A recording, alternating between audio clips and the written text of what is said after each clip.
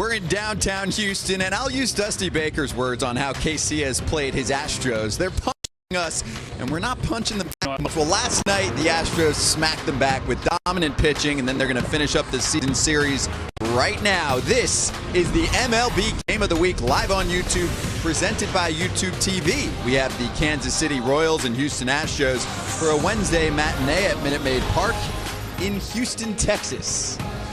Let's go. Hello, everyone watching worldwide on YouTube. I'm Scott Braun, along with former Royal Jeremy Guthrie and former Astro and current Astros TV analyst Jeff Blum. And also, this is the Renaissance man. I mean, we're talking before this game starts, and Jeremy's like, yeah, I took a stop in Kenya on my way over here. I mean, he's going to go through his entire life and everything that he's seen. We're excited to have you. It's all about the warthogs, Scotty. Stay tuned. That's a sneak peek of what you'll get from Jeremy. And Jeff is going to let us know about this Astros team that's in first place pretty much all season long as we check out the postseason picture. And that extended thanks to a loss from Oakland yesterday. Yeah, and it's kind of interesting to see Seattle and Oakland going at it. Seattle putting that loss on the Oakland A's and allowing the Astros to create separation. But it's been tough to do against the Kansas City Royals, where the Astros are only 2-4 in 6 games already against the Royals. Yeah, this Royals team has played them tough. We'll get to them in just a moment. Let's start with Houston's offense specifically. Why are they such a pain for opposing pitchers? They have developed an idea here where they're going to go out and not chase outside the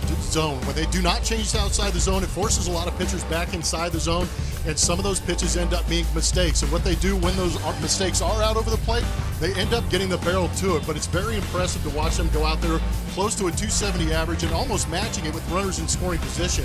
And these guys are extremely proud of these numbers, considering that stigma that follows them around all season long. It's intimidating when you go through the lineup card 1 through 9, and let's highlight Houston's magnificent 7. Yes, some teams have 1 or 2 superstars. The Astros are loaded, Jeff, and it starts with the man at the top. And it does. They lost George Springer, who was their leadoff man in years past. They were wondering how they were going to fill that void. The All-Star and MVP Jose Altuve has done it wonderfully. And, of course, Captain Consistency and Michael Brantley's going to continue to put up great at-bats. Getting this guy back today may be a little bit of a game-changer down the stretch when this offense has been struggling. But Yordan Alvarez, this should be his sophomore year. Only played 1 game last season, yet he is continuing to put up big numbers, 280, almost to that 30 home run range. And then Carlos Correa, who really wants to go into that free agent year with big numbers. Yeah, he has had a really nice year, both on offense and defense. Yuli Gurriel is on another planet this year in the way that he's changed his offensive profile. Kyle Tucker is back. He made a quick appearance yesterday in the outfield, but now he's back in the starting lineup for the first time in about a couple weeks. And then there's the Kansas City Royals, led by their all-world catcher, Salvador Perez. He's been great for years, Jeremy. Your former teammate, though, is also stepping up his game, especially on offense this year, and we know what he brings defensively. Well, you know, they signed him to another 4-year deal in the spring this year, and he has come out with just reckless abandon. He is a guy that wants to be involved in everything. He's leading a young staff. He continues to be fantastic behind the plate, having another Gold Glove type season. He's up there in caught percent, stealing.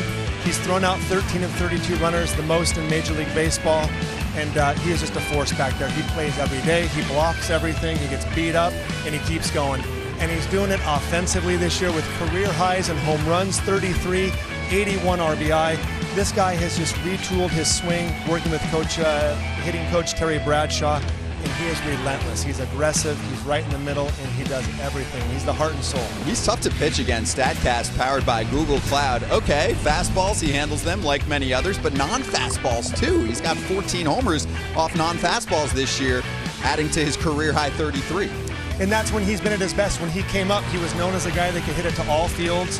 There's a period of time where a lot of hitters start to pull, and I think for him the past couple of years, he has just gotten back to where his bread and butter is, and you see the results. Let's appreciate. On pace to be the 5th catcher, the 6th catcher to hit 40 home runs in a season. We should appreciate the fact that this is one of the best seasons we've ever seen offensively from a catcher, and he does a great job handling the Royals staff, but that Royals pitching staff is going to have its hands full because the Magnificent 7 does have their 7th man. He's back. Alex Bregman has missed the past couple months, and he is in the lineup today. Brett Dolan has more for us. Brett? Well, thanks, Scott. There has certainly been a question that has been asked around this Houston Astros fan base over the last 2 months. What is up with Alex Bregman, and when can he be back in this lineup? Today is the answer. Bregman finally activated. You go back to mid-June, it was a quad injury that has disrupted his season. Trying to leg out this double play bouncer. You'll see him pull up lame, obviously in some pain, and he hasn't quite been the same since. Bregman has had multiple rehab assignments with AAA Sugarland. Yesterday back at Minute Maid Park, able to put the finishing touches on getting back and healthy, taking some ground balls, and Dusty Baker happy to have him activated. So between the hamstrings and the quads, it has been a problem for Bregman because this team has had more plate appearances out of third baseman other than Bregman, with the Ledmus Diaz filling in so admirably at third base. Now, Kyle Tucker was also activated yesterday, so Dusty Baker has his full or top 7 bats in the lineup. Jose Urquidy had a rehab assignment last night with AAA Sugarland. He's getting closer. So this offense and this team that has been so good this year, starting to get all of their weapons back for the stretch drive.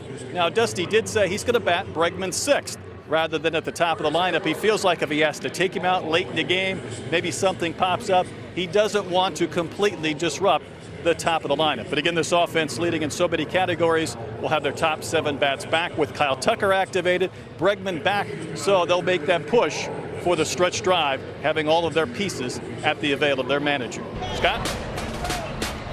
Bregman and Tucker and the Astros host an aggressive Royals ball club. It's all free to watch worldwide on YouTube today. We'll deliver lineups and first pitch from Houston next. This is the MLB Game of the Week, live on YouTube, presented by YouTube TV. Watch live TV with unlimited DVR and more. YouTube TV, try it for free. We're bringing it today. Unique features, you get them every week. Right here, bringing you closer to the game than ever before, and we're cruising through our 20-plus game package this year on YouTube. Tell your friends, easy to find us, youtube.com/MLB. Join the 3 million plus who subscribe to the MLB YouTube channel. Also, a brand new feature we rolled out last week. You can personalize your listening experience. More on that in just a moment. We have starting pitchers to match up. Jeremy Guthrie, it's the veteran Mike Minor against Lance McCullers Jr., who's been in his prime and thriving this year. Well, you know what? He's invented himself a new pitch. He's got a new toy out there, and he sure loves using it against the righties. That is a slider. He's been fantastic. He'll make his 22nd start of the year, which is a career high today, and he's been fantastic. It's a career season for him at 27 years old. The 3.21 ERA is the best that he's had in his career, and this is Mike Matheny's Royals starting lineup card presented by YouTube TV. Whit Merrifield plays every day, and I mean that literally. Nicky Lopez has had a really nice bounce-back season. Salvador Perez having the best year of his career. Andrew Benintendi's going to clean up. Nice pickup from the offseason over from the Boston Red Sox. Hunter Dozier is at first base today. Carlos Santana still sitting with a hip issue. Ryan O'Hearn in right. Michael Taylor in his speed in center. Emmanuel Rivera making a name for himself lately over at third base. And Cam Gallagher will do the catching. Okay, a little more on Lance McCullers Jr. with our pitcher breakdown presented by YouTube TV. This is their top guy. Yeah, you know what? You obviously got Greinke. He's an anchor. But Lance McCullers has been around now. Feels like forever. Broke out in 15. He can be the ace. And if he pitches like that today and continues on, he's going to get his career high in innings. He needs to be that guy for the Astros moving forward. I said sweep the leg.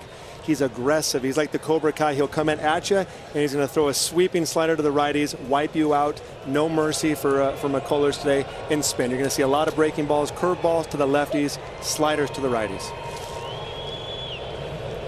Coming at Whit Merrifield, pitch misses low and in, and we are underway live on YouTube to a global audience today. The Royals matching up with the Astros. Kansas City at 56 and 69 on the year. They've won 7 of their last 9. Houston checking in at 74 and 52. Whit in the air, right to the shortstop, Carlos Correa, for out number 1.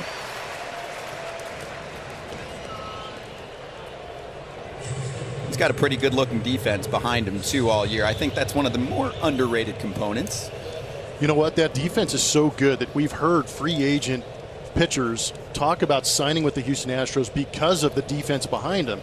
And it has been since June 16th that we've actually seen a Bregman, Correa, Altuve, Yuli Gurriel in that starting lineup behind a Astros pitcher. So a great luxury to have those guys behind them, because you talked about Jeremy, Lance McCullers having that great wipeout, strikeout type stuff. But he's a high ground ball guy also, which keeps this defense on their toes. Well, that's the thing. In his last start, it felt like he was 0-2 to everybody. And that's indicative of a guy that's confident pitching into a lineup that if they put it in play, he knows the players behind him are going to make the play for him. And so, you know, they had 15 straight games without an error. I think that ended just 2 games ago, and that's what he's dealing with. So you get electric stuff with good defense.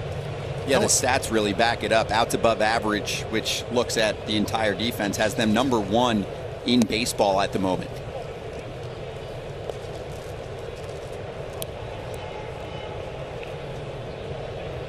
There's the fielding percentage you were talking about. Same guys in there almost every day, which helps. That core that's been here for a while now. Lopez makes contact, diving stop by Bregman. He's back. You knew it was going to find him, right? Quickly. He's a shortstop over there. Yeah, he had to take a little slice of humble pie signing with the Houston Astros, but he knew in moving to third base he was only going to make this team better. But right out of the chute, Nicky Lopez is testing him. And as much as we talk about Alex Bregman and what he brings to an offense, you see what he can do defensively also. Complete player. Just incredible on both sides of the ball, and certainly they're happy to have him back. Now it's Salvador Perez with nobody on and 2 outs here in the first. Also for Bregman, he had to get up quickly because Nicky Lopez can fly. I like Nicky Lopez. I know he's a little bit of a throwback in this dip and drive era that we're living in, but I like his game. He and Witt have been really the straws that have stirred the offense for the Royals recently in this run. On base a lot, stealing a ton of bases. 6 last week against the Astros, and even you see that ball hit to Bregman, hard hit ball. The Royals as a team are a bit of a throwback. They're aggressive. They make contact. They certainly know how to run, and they've been doing that pretty frequently against Houston in the past week. I thought it was great to talk to Mike Matheny because we all have these assumptions when we see how teams are put together. But Mike Matheny said this is specific to Kauffman Stadium and where they play. They rely on speed and being aggressive and putting pressure on defenses. Well, that was part of the big recipe in the run in the mid 2010s, right? In 14, 15 is run, produce the runs. They're 27th in home runs in the league, so they're not going to pound you out of the park, although they can do it. They hit 5 solo home runs last week in Chicago in a game, but generally speaking, they're going to get guys on, not strike out a lot, and run.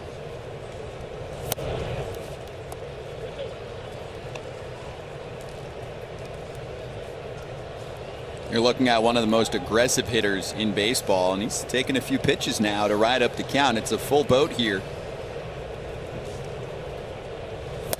That's ball 4.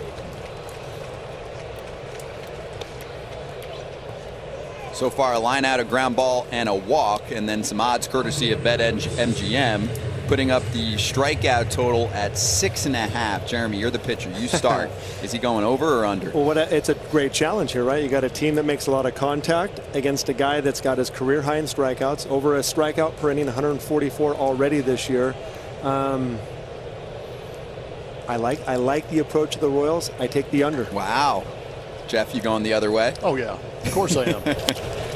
That's on the ground right side. It's for Altuve. And the side is retired. So Perez is stranded. No strikeouts yet in the first, but I'm sure there's plenty of swing and miss to come from that man on the mound. We'll get to the bottom of the first and intro the Astros lineup. If you were with us from the beginning, we went over the Magnificent Seven. It is almost complete today. The only man sitting from that group is Michael Brantley, just a routine day off. Your Astros starting lineups presented by YouTube TV. Altuve's in there. Diaz in left field today. Gurriel, Alvarez, Carlos Correa at short, and there's the big man. We highlight Alex Bregman, his first game since June 16th. He missed 59. He's back. Kyle Tucker back in the starting lineup for this team as well, followed by Meyers and Maldonado going up against the veteran, the one veteran in the starting rotation for the Royals. Our scouting report presented by YouTube TV. This is a rotation of a bunch of young guys. Mike Minor is not one of those. He's the veteran. They brought him in for a 2-year deal. He's their leader. He's more quiet in nature, but he's got to go out there every 5 days, every 6 days it is now, and just put an example, get deep into the game. He works on the corners. He's successful there. Mike Matheny said he pitches well up in the zone, which is different than some of his younger pitchers. And runners in scoring position has been a challenge for him this year. So he needs to do his best to leave them stranded out there, work through some of the trouble he's going to have with guys on base. He starts Altuve with a pitch that misses just a bit above the zone, although, Jeff, you should be careful because Jose Altuve can handle an elevated heater. It's amazing how he goes up the ladder, so to speak, and gets some of those pitches. We've seen him on his tippy toes over the years get base hits. We've also seen him elevate and drive him out of the ballpark around neck high. It's incredible. Not many players can do that. I think about David Fletcher of the Angels. He's one that will go after the high pitch. It's really a weapon to have in a game where pitchers are working up there as much as we've ever seen. Altuve smacks one foul.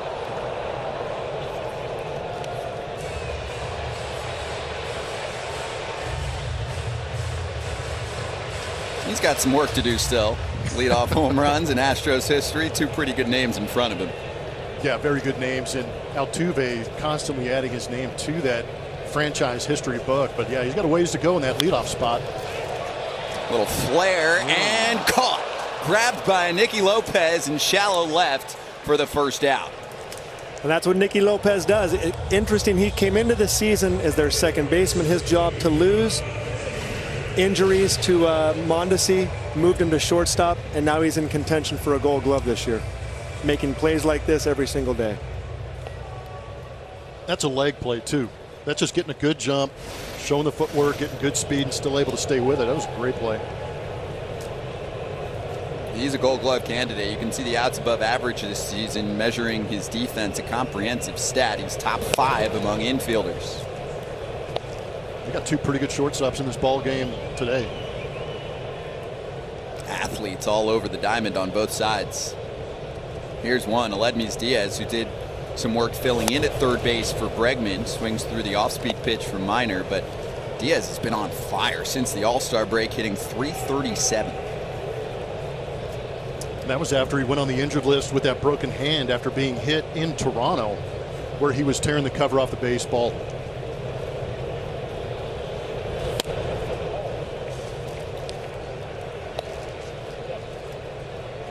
There it is since coming back from the IL. Dusty Baker calls him his secret weapon. I don't know how much of a secret it is. Not in Houston, that's for sure. Pulled to third. Rivera across the diamond. 2 gone. Good pitch there by Miner. A couple of hard pitches inside and on the hands. Looks like he's got good sharp command these first couple of hitters, working both sides of the dish. Well, I think that's one of the more interesting things, too, because in this day and age of everybody max velo at 95 plus, you've got a veteran like Mike Miner who's still not afraid to get to that inside corner, cut it a little bit, and tie up some right-handed hitters. It's got to open up the outside corner quite a bit, too, right? It's all about that. It's all about get their timing off, mix and match, and it really doesn't matter how hard you throw if you can mix it. And that's what Mike Miner's done. You know, he's been strong his whole career. He had a great year in 2019. Last year struggled a bit, and this year's been one of the more consistent lefties, making every one of his starts, but still trying to work through here and give the team a chance to win and be that example for the young guys. Good changeup right there. Yeah, in 2019, an All-Star, finished top 10 in AL Cy Young voting with the Texas Rangers. ERA's a tick high this year, but he's eating up innings for a young team. 33 years old, start number 207 of his career today. I think he trails just Robbie Ray for left-handed starting pitchers. Innings pitched this year with his 141. So exactly what the Royals were looking for. I mean, sure, they like, you know, get the ERA down, but he's doing what they need him to do, and he's consistent. He's getting better and stronger here.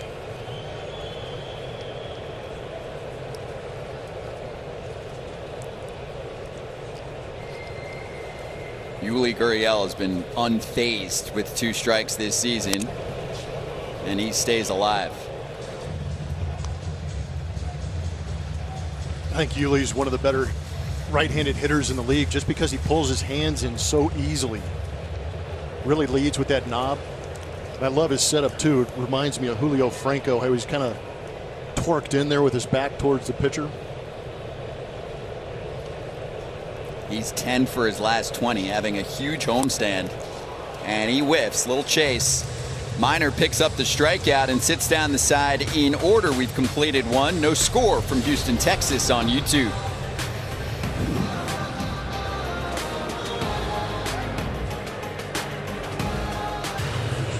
Top two in Texas. Dusty Baker leads the Houston Astros group, and he is inching closer to an exclusive club. Jeff, we're not invited.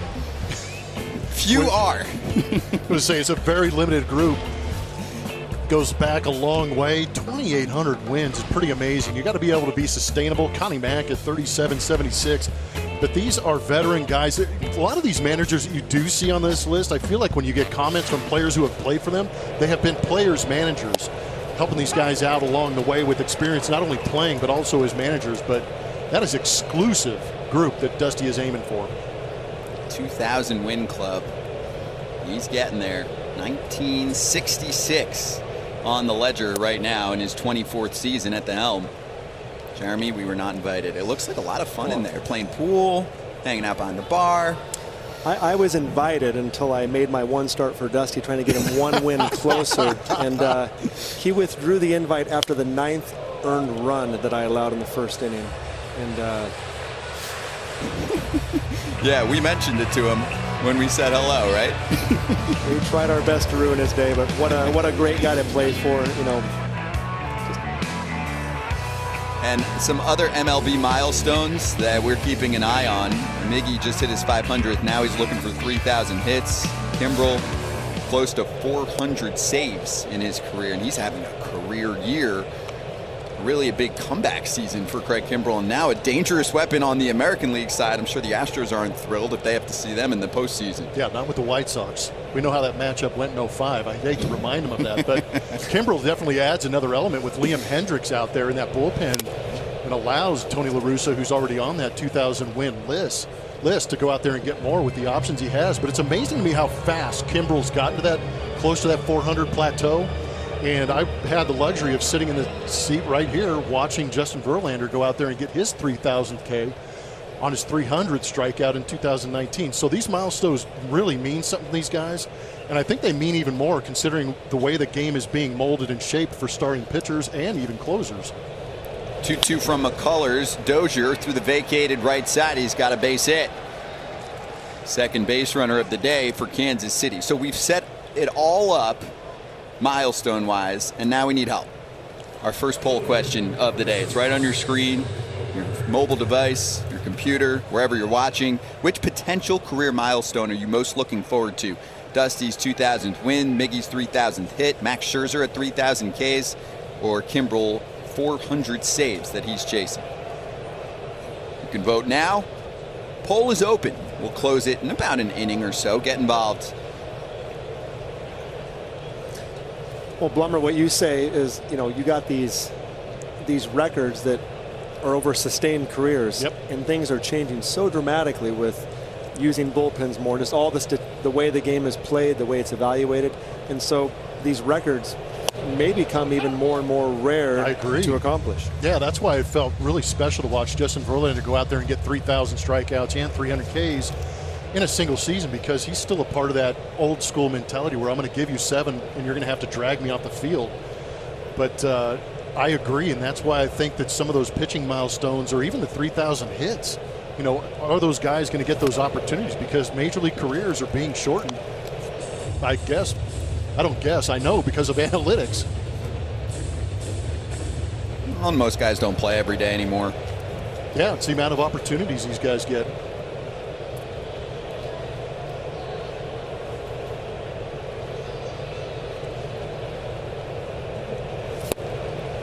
There's that good changeup from McCullers. Got a lot of depth, a lot of life to it. Runs in the mid-80s off the mid-90s fastball, and he'll use it at any point in the count. Just destroys the lefties with that pitch. Really only uses it against the lefties, but it has become a great pitch for him. He used it often with the depth you're talking about. Last time around against Seattle, went 6 innings, gave up 2 runs, 1 walk, 8 strikeouts in a 12-3 win last week. And he picks up a strikeout, his first of the day.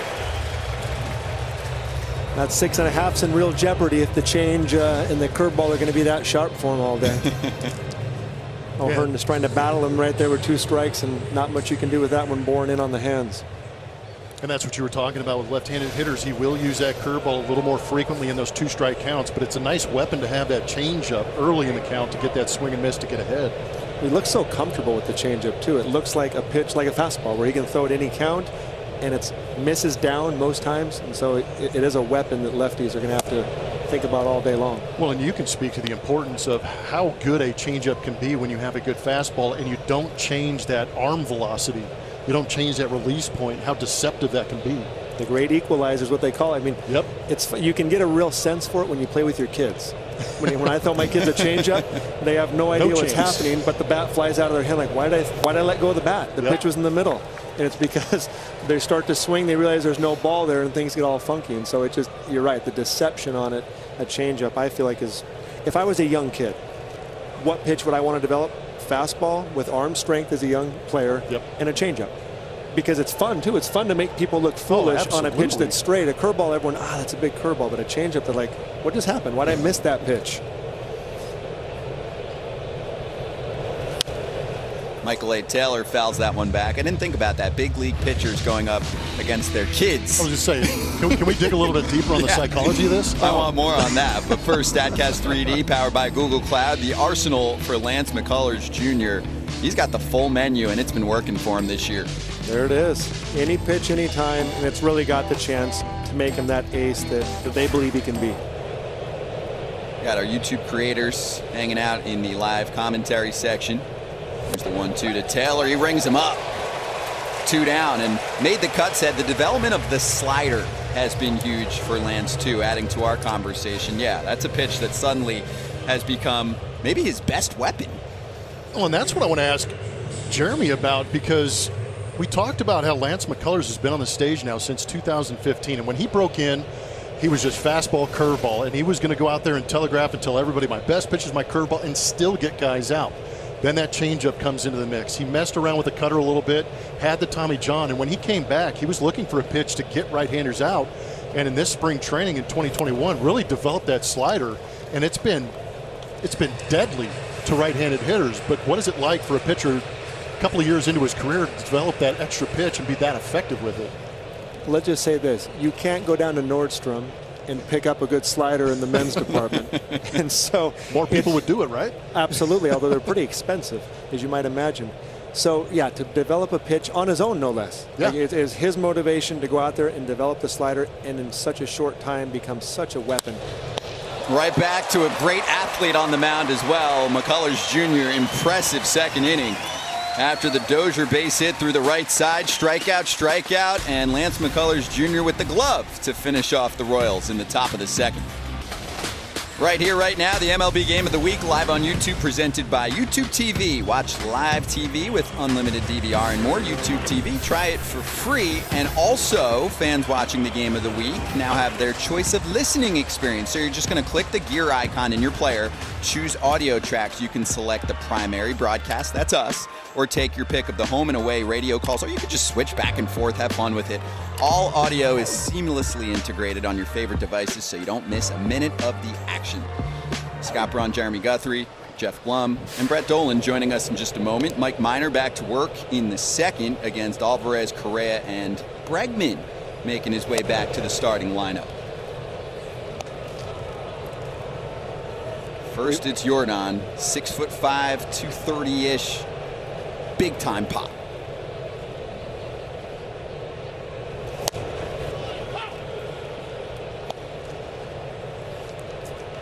Living here in Houston over the past 3 years, getting a chance to come to a couple of ball games, I have seen some absolute moonshots by Jordan Alvarez that I know one of them has not landed. They saw that one, but this guy is just a dangerous young hitter.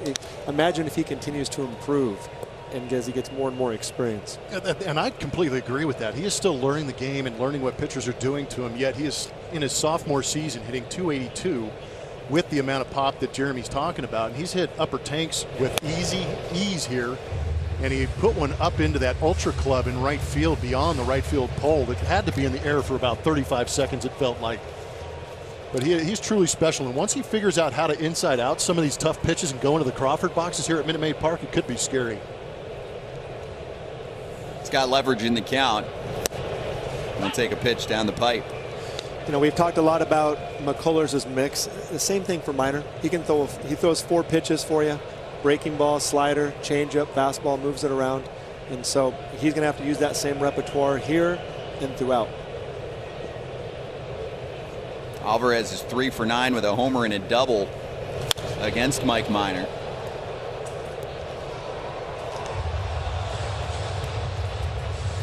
In watching him, Blummer, have you found a hole at all in Alvarez's swing if you were pitching to him that you might go to? You can stand him up and in and do the old school hard in, soft away, because sometimes that slider away from left-handed pitchers he will chase down and away. And from a right-handed pitcher, sometimes that down and in slider, but he has taken some pitches that have been close off the outside corner. Takes a pitch on the outside corner. Might have missed by a bit. He's shaking his head. That is strike 3, second of the day for Mike Minor. And let's go down to Brett Dolan. Hey, Brett. Hey, Scott. You know, Nicky Lopez has had a unique year, and really last couple of weeks. This was a guy who went 72 games without making an error, went 464 at-bats without hitting a home run. But this took place last week. He's from Naperville, Illinois, a family of Cub fans. Went out Saturday, got 3 base hits, and then he took his girlfriend and soon-to-be fiancée, Sydney, got engaged. Apparently with the young kids, it doesn't count if you don't have a videographer on hand. So they did. So congratulations to Nicky and Sydney. It's been quite a week for this throwback type of player in Nicky Lopez. Thanks, Brett. That's a perfect day. What'd you do yesterday? 3 hits and an engagement. No big deal. At Wrigley Field, in his own backyard, yeah. That's a big league proposal right there. That's a smart player. Yes. I mean, Carlos, a couple of shortstops making some very smart moves. Carlos Correa proposed after the 2017 World Series championship. Mike, could you imagine if he proposed after an offer day? There's no chance. No chance she accepts that. She better have good hands because that ring might be coming in hot. That ring has some bling, too. She'll Good have the job. highest fielding percentage in the family after that. Yep. Well done, Nicky. Congratulations.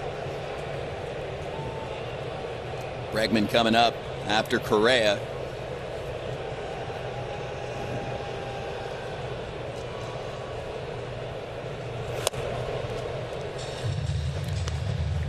Good pitch there, backing him off. We'll see a little bit of that, maybe a little bit of same strategy you talked about against Alvarez, coming hard in here. Opens up everything for him on this next pitch. Saw him get Yuli Gurriel after coming inside with a backdoor curveball. This time the fastball misses in.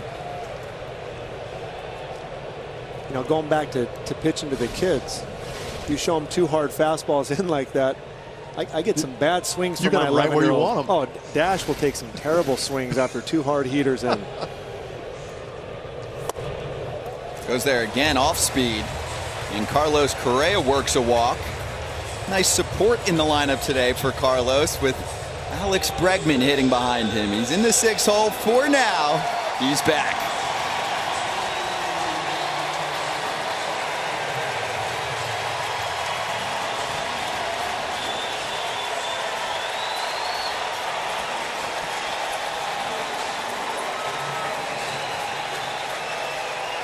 They love him here.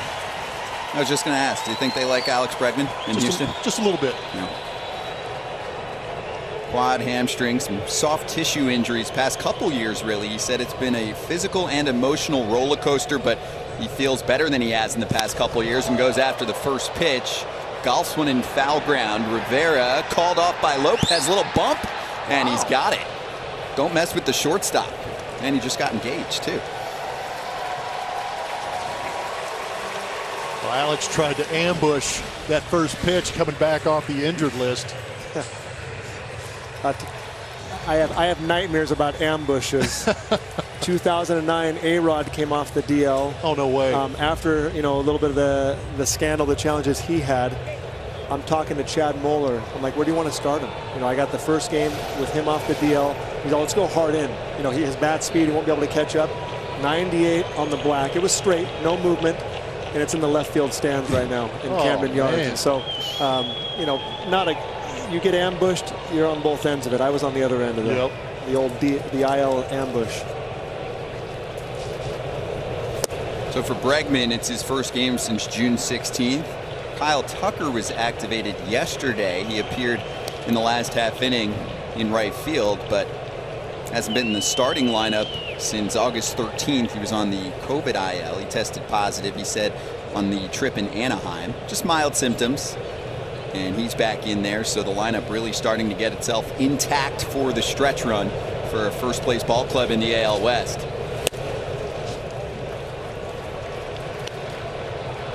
Went on the COVID IL the day after he hit his first grand slam of his career. A little good, a little bad. He's young. He's actually activated yesterday for Chas McCormick, who hits the IL for a hand issue.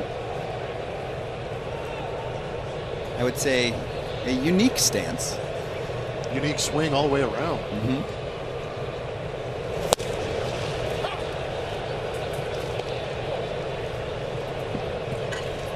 There's a lot of questions on whether or not he'd be able to get to the inside pitch, but there's a reason that Kyle Tucker is here, is because he is a very good pure hitter.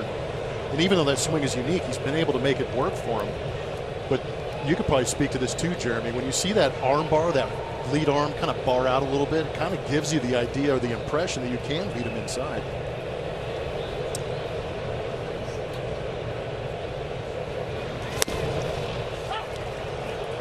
That's in there 2-2. He's all the way back in the box too.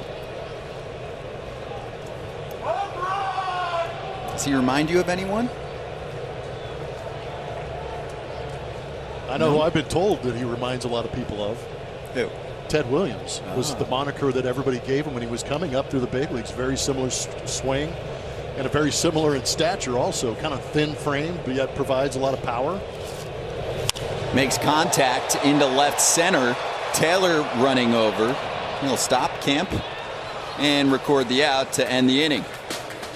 So we had the Correa walk. Bregman's first at bat in about 60 games. Astros nothing to show for it after 2. No score. To Lance. We're in the third. Lance McCullers Jr. going up against 9-1-2 for Kansas City, who almost witnessed a no-no from Chris Bubich on August 21st. This past weekend, he was dealing, and there was a 34-minute rain delay that kind of halted things a bit. He had the no-no into the 7th, and things unraveled a bit, but ultimately produced just a dynamite start. 6 1/3, 2 earned runs, career high 9 strikeouts. He's going to join us for this half inning. And before I say hello to him, YouTube creators, you know what to do in the live game chat. A few questions you have for Chris Bubich, we'll take them. We'll relay them over to Chris himself, who joins us. Chris, thanks so much for the time. How are you today? Good. How are you guys doing? We're doing fantastic, Chris. Really good, but not as good as you, of course, over the weekend at Wrigley. Take us through that entire experience, really from start to finish, because you had to deal with some Mother Nature-ish adversity, although I heard it never actually rained. Maybe there was just like some lightning warning or something going on there. Yeah, so definitely a little interesting, but throughout the whole game, pretty good rhythm right off the bat and just kind of rolled through, you know.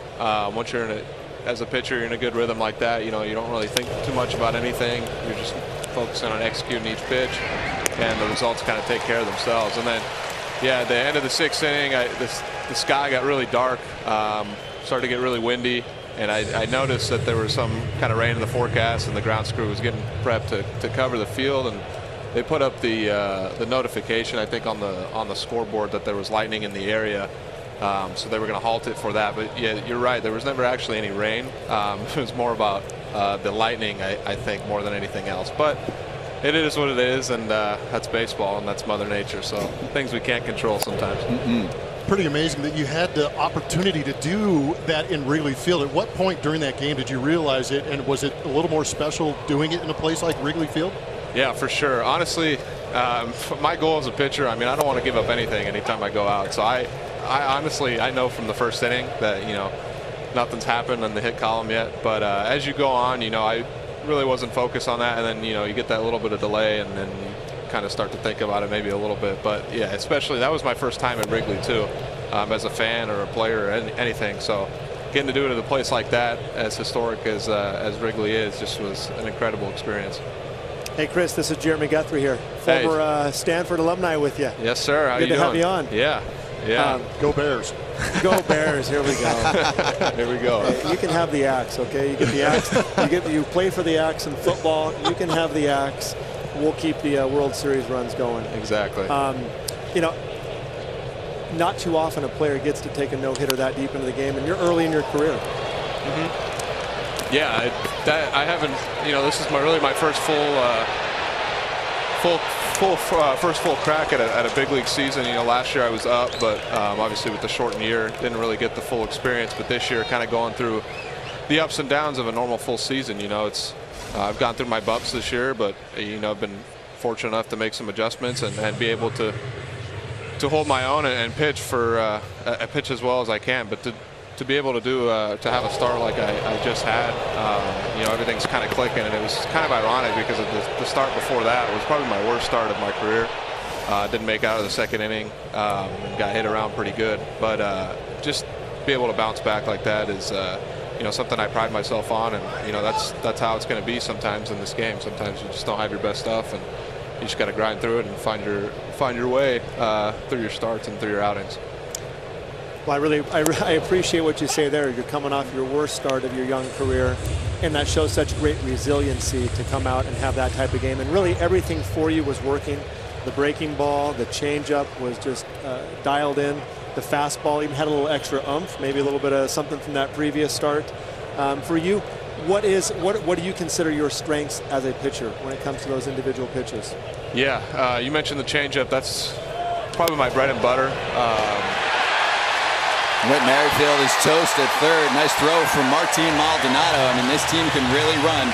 Not easy to catch Whit Merrifield. Hasn't happened very often this season. He had the one-out double and then caught stealing for just the third time this year. He has 37 stolen bags, second best in baseball.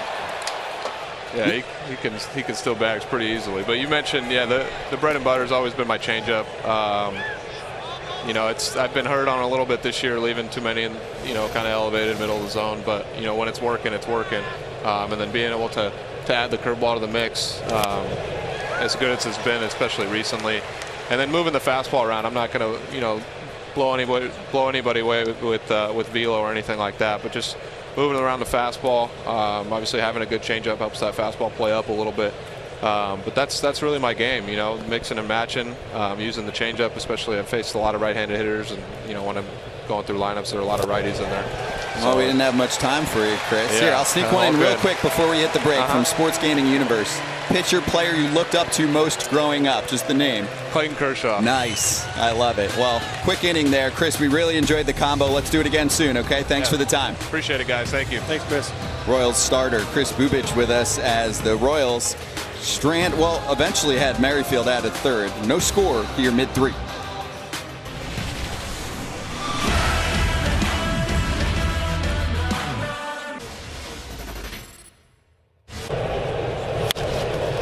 Back! So that way, throw a little flare in there. Oh, boy. Uh-huh. Sure. I believe you. Oh, sick! Nobody, no hits the Royals. Nobody. Nobody.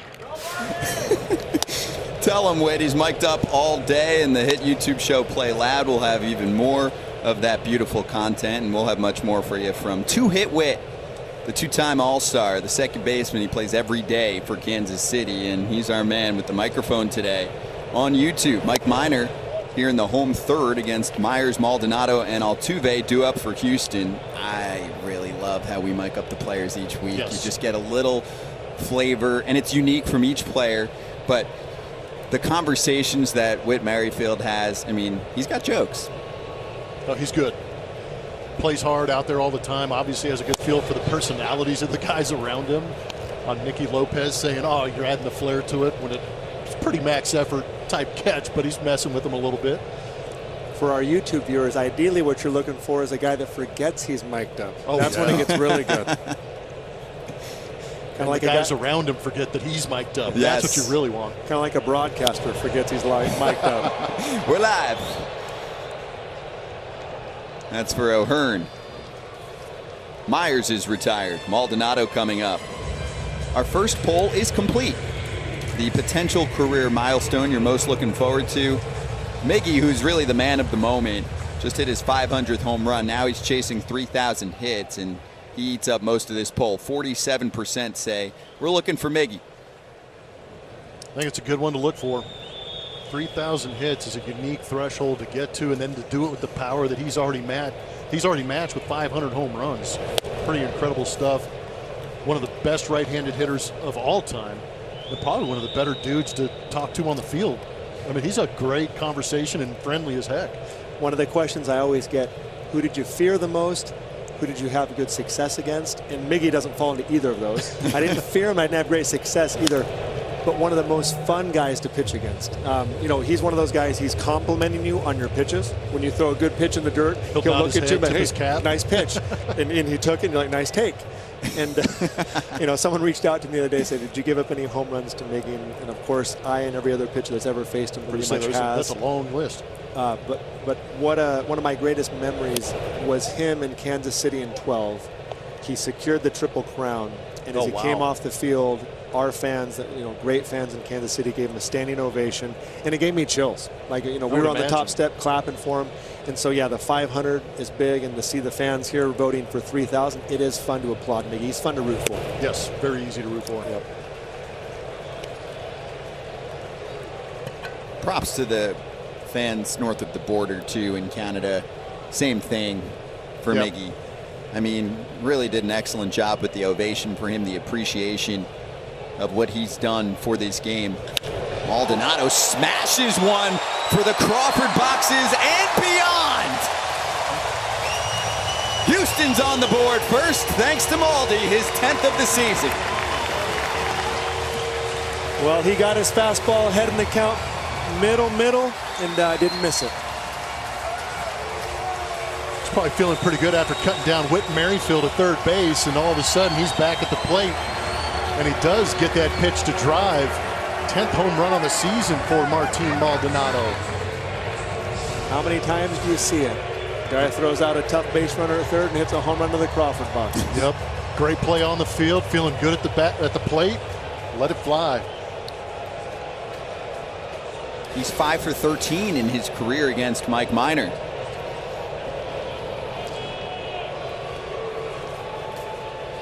Top of the gauntlet, Jose Altuve, who popped out first time around. Blummer, did you know ahead of time, guys, that you were successful against? Yeah. Oh, yeah. Yeah, I didn't have a chance to. Well, my list was a little bit shorter than most guys, so I knew exactly who I could get after. But there were certain moments in my career where I knew I was going to be starting with a particular team and a particular pitcher on the mound. That's pulled down the line. If it's fair, it's a foul ball. Probably was going to hit off the wall in deep left if he didn't hook it so much. Jose Altuve now with 2 strikes against him, but suddenly the Astros, seeing Mike Minor now, second time through the order, feeling it lately.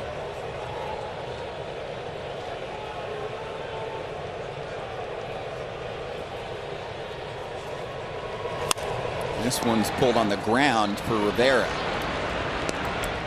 2 down. We did see the full arsenal already first time through from Mike Minor. It's not like he was just riding 1 or 2 pitches. I mean, the Astros really make you work, and we're seeing that evidence second time around where they can really punish you. Now, you know, you think back to some great lineups that you faced. That's the grind of the Astros. You can't come in here and establish fastball and just work it and save your breaking balls for the second, third time through. But he's had to work through the first time. He's got to work through the second and the third if he gets to it. And so, you know, hallmark of a good hitting club, like you said. Diaz goes after the first pitch, and that's Merrifield, and that's the inning. Martin Maldonado in the 9 spot strikes big, and he's done it before against Mike Minor. Nice success against the Royals starter, and he powers up in a huge way off the facing behind the Crawford boxes. Admiring. Houston cracks the ice first. It's 1-0.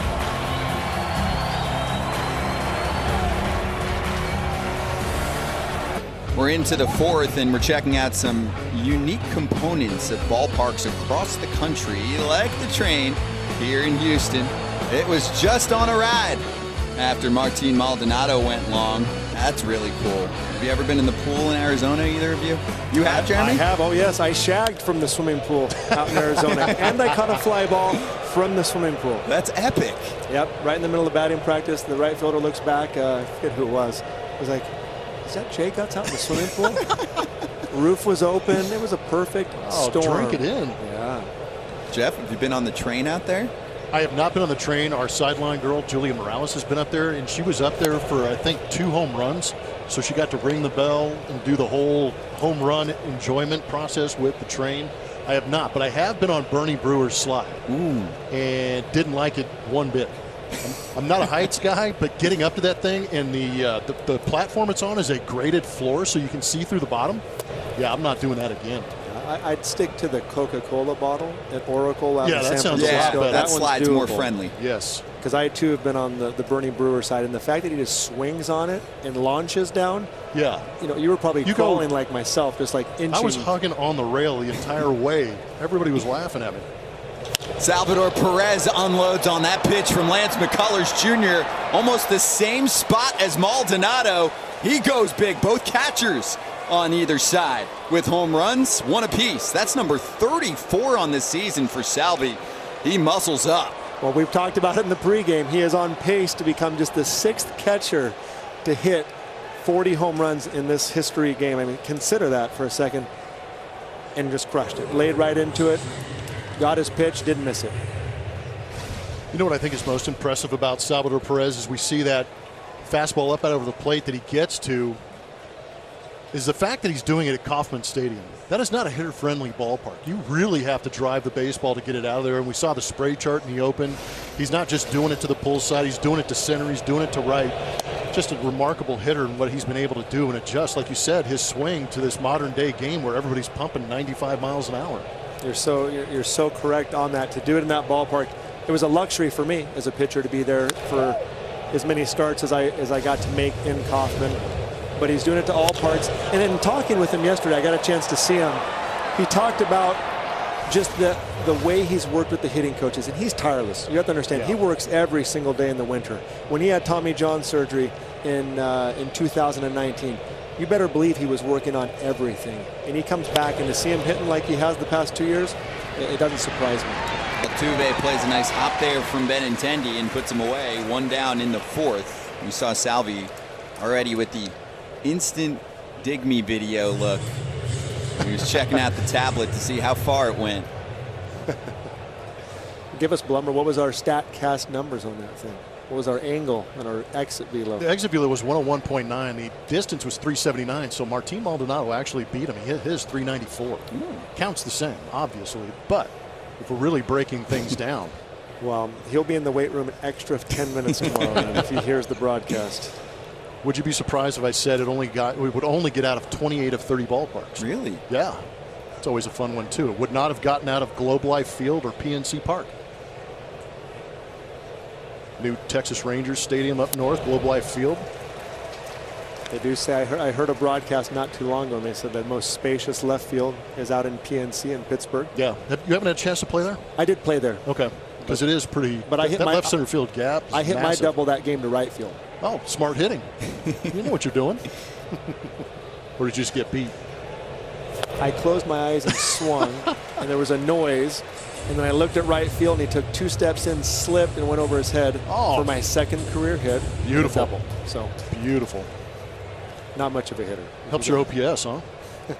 That's how you hit big league pitching, kids. Close your eyes and swing.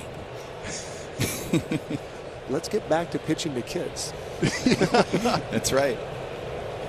McCullers has 2 strikes on Dozier, who keeps his at-bat alive. We've talked about this slider that McCullers has been throwing, and he throws it 50% of the time to right-handed hitters. And so, you know, full count. He struck out a guy earlier on the full count slider. He's going to throw it at any point in time.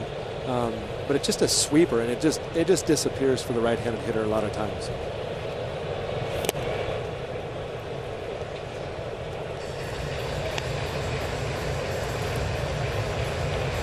How incredible is it to implement a pitch in the middle of your career in spring training, and suddenly it's your best pitch that very same season? And StatCast powered by Google Cloud is hooking us up with some of the elite numbers from the slider. And look at Dozier go. Another hit, same spot as he did in the 2nd. Great piece of hitting right there. Not trying to do too much with 2 strikes, and that's what the Royals do. They want to put it into play. They want to force you to make a play. And that slider left up over the plate, so it was a little bit easier for him to do than one of those sweepers off the dish away from him. But you're right. Inventing pitches, and there's some guys that are really good at helping. Like James Shields is one of my favorite teammates. He was a guy that could help you develop a pitch, and he did. I threw in 2014. He helped me throw a cutter, which was really helpful down the stretch for me. And it was a pitch I went from never throwing to a pitch I threw maybe 10 to 15 times a game. And so, if you have the mindset, and these pitchers were athletes. And so you can learn things mid-season or off-season and do big things. And so McCullers certainly, you look at him, he's got the build, comes from a rich lineage. His dad played in the big leagues. And so, it doesn't surprise me that he can learn it, but you're still impressed by the fact that it's become such a good weapon for him. Initially, pitching coach Brent Strom said, hey, it's a new toy. Let's not get carried away with it. And then eventually you watch it over a few starts and you're like, go for it. Do whatever you want. I think that's exactly how it played out. They're like, hey, it'll be kind of cute to throw it out there every once in a while because, you take Brent Strom at his word. He's not going to lie to you at all. He's going, it's just kind of a new toy he's tinkering with. And all of a sudden, it was wipeout the first couple of starts, and then he just got on that thing and got a better feel for it, and it just became devastating. But to hold hitters to 139 batting average overall on that pitch throughout this deep in the season, 22 starts in, says a lot about what he's able to do with that pitch. It would be nice to add a pitch into your repertoire that you aren't going to give up hits on. So he's already an all-star, and then the all-star adds another pitch for a hitter. When you first saw Lance, you could go, okay, I've got runners going, and he is out. Maldonado did it again. He catches Hunter Dozier. His nickname's the Machete, cutting runners down. 12th time this season. Salvi's done it 11 times on the year. We are seeing a true battle of catchers behind the dish. A strike him out of O'Hearn and then gunning down Hunter Dozier going after second base. The Royals like to go after bases as much as any team in baseball, but today Martin Maldonado has their number. Correa with the catch and the tag. Fireball review in the live game commentary section put it best. Catcher showing off today.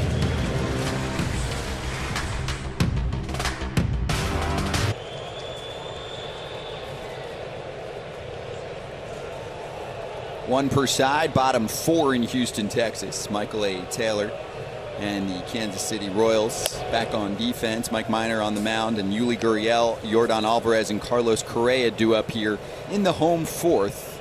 Yuli 0 for 1 with a strikeout. It's the two catchers striking big. Maldonado and Perez solo home runs. That's the story. And that is smacked and twisting foul.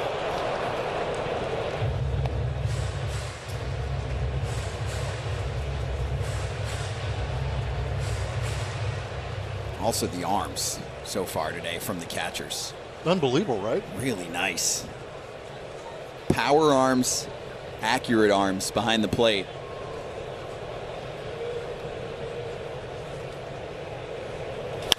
Gurriel up the middle. There's Merrifield. Well, clearly after last series in Kansas City where they ran, Castro I think had a couple of hot stealings. Yep. But the Royals ran successfully last week, so clearly they're much more prepared and said we gotta shut down the running game, which for the Royals really puts a crink in their offense. But they've made some adjustments. They have, and what was interesting about that series that they had in Kansas City in those 4 games? Martin Maldonado only caught 2 of those games. Jason Castro caught the other 2. I'm not sure what the reasoning was behind it, but I think the adjustment in this series at home against Kansas City, knowing go ball. There it goes. Yordan Alvarez muscles up. It's 2-1 Astros. 26 on the year. Flex.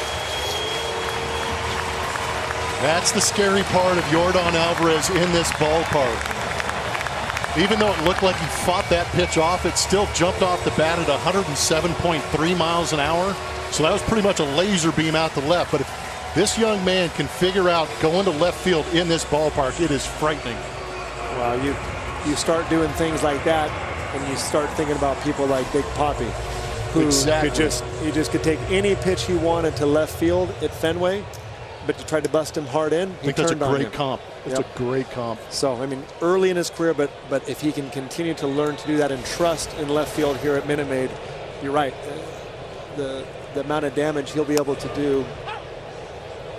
Well, I think the trust is a great word for it. Trust in those hands. Let that ball get deep, because I think David Ortiz may have had a little bit of an issue with that also. But once he figured it out, his next level all-star DH for the rest of his career. Correa pulled ball, gobbled up by Rivera. He's done a nice job at the hot corner.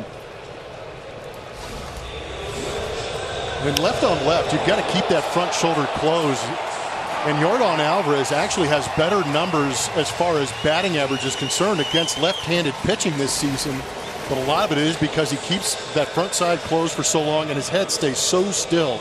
You can see him right there, just reenact and keep that head still, keep the weight back, and when you recognize, let it go. It's not that hard, guys. Just do it just like this. That's what he's telling them. You just need big, broad shoulders, keep them square. No big deal. Anyone can do it. Yeah, it'd just be nice to walk up there with an Adonis-like frame and be able to do that. Bregman, second at-bat of the day. He liked the first pitch back in the second. Popped out in foul ground.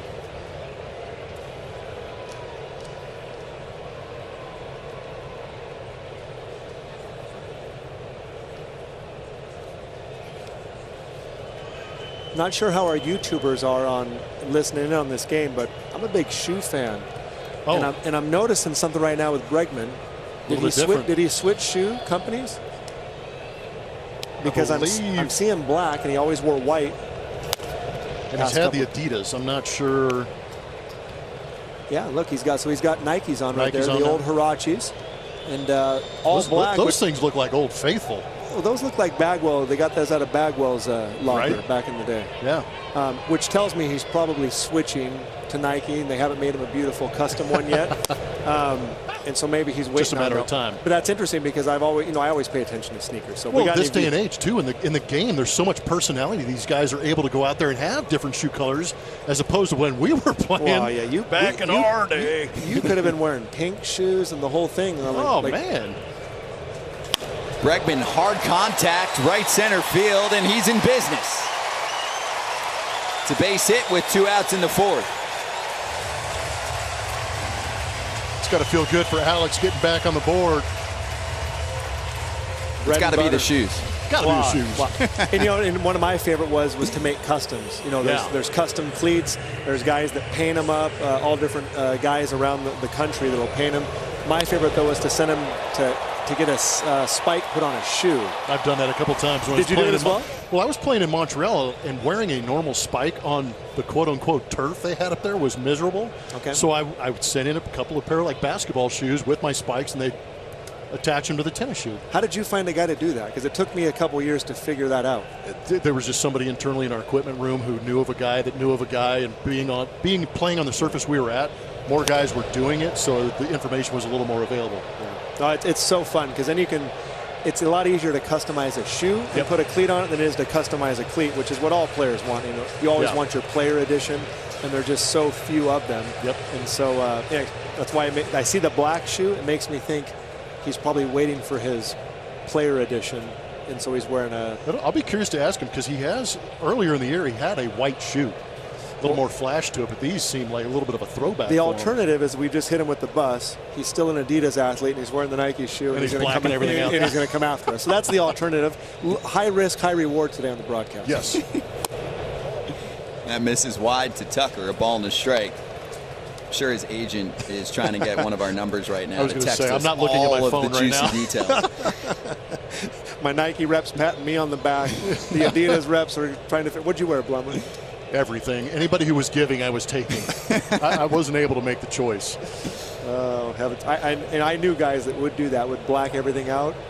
Gloves especially. A lot of guys blacked out gloves. Yeah. They'd switch to Rawlings or Wilson or Mizuno. Or so many options as far as the gloves. Yeah, but they'd black them out once they kind of made some change there. So anyway, sorry, Alex, if we're getting you in trouble, but welcome back. Nice piece of hitting right there. And Kyle Tucker's back. He flew out to center field first trip.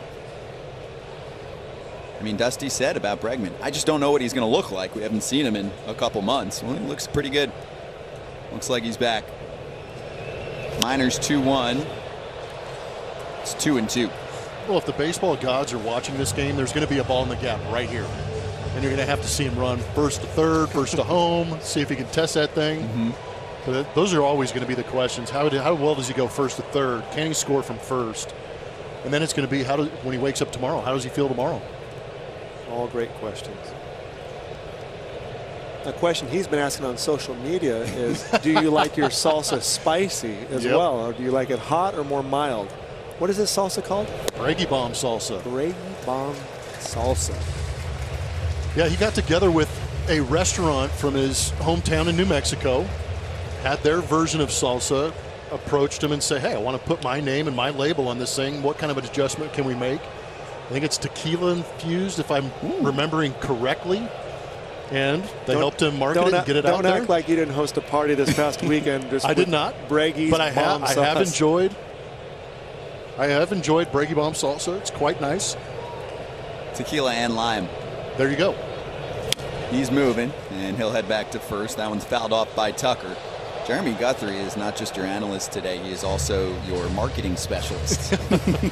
Well, I know Jeremy's been impressed with what Alex has done on social media. Yes. Yeah. Well, I'm here because Jeremy Affelt called and said, I can't make the game. There's a YouTube game. Would you like to do it? So there was no other Jeremy available? There was no other Jeremy available, but he gave me a 3 weeks heads up, and so I've just been reaching out to all the companies trying to see where I can get a cut, for this broadcast. And so I got a few more that That's we can a veteran move. If we can force a few more in here, we're going to be good. Off goes Bregman, and Tucker is down on strikes to end the fourth. Some highlights for the Astros in this inning. Bregman with the base hit is first since June 10th, but before that, Yordan Alvarez going deep and giving Houston a 2-1 edge.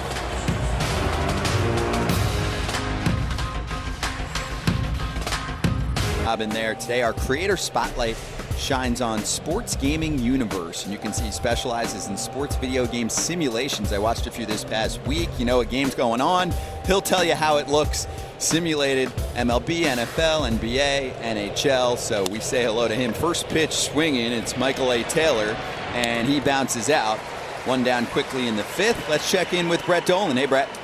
Hey, Scott, it's been a tough year for Astros legends. They lost Jimmy, the toy cannon win, then Bob Watson, the bull, passed away. But most recently, back on August the 4th, James Rodney J.R. Richard passed away. Now, Dusty Baker said, I did not have a lot of pitchers that were friends, but J.R. was one of those. And he also called J.R. the toughest guy he's ever faced. Now, Dusty had one home run against JR, but basically one of every 3 times he went head-to-head, he struck out against him. And he joked it felt like JR was throwing from 50 feet when everybody was throwing from 60 with those long arms and long legs. And just a quick aside, I saw JR back in April in town. He was working with some young pitchers, 10, 11-year-old kids that were excited to be with him. And guys, it took everything I had not to walk up to these young men and say, do you realize when he was at his best, there was no one better? And there certainly wasn't anybody more intimidating than JR. One of the all-time greats, and being around him, having him inducted in the Astros Hall of Fame and getting a chance to talk to him, everything that Brett said was correct. Guy loved the game, and he loved being a Houston Astro, but the stories that surround him are what are really impressive. Nolan Ryan, Enos Cabell, and some of these other guys that are around the organization really tell some great stories about J.R. Richard.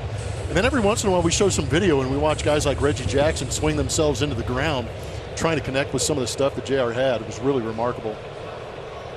What a line. He was one of the best pitchers in the 70s.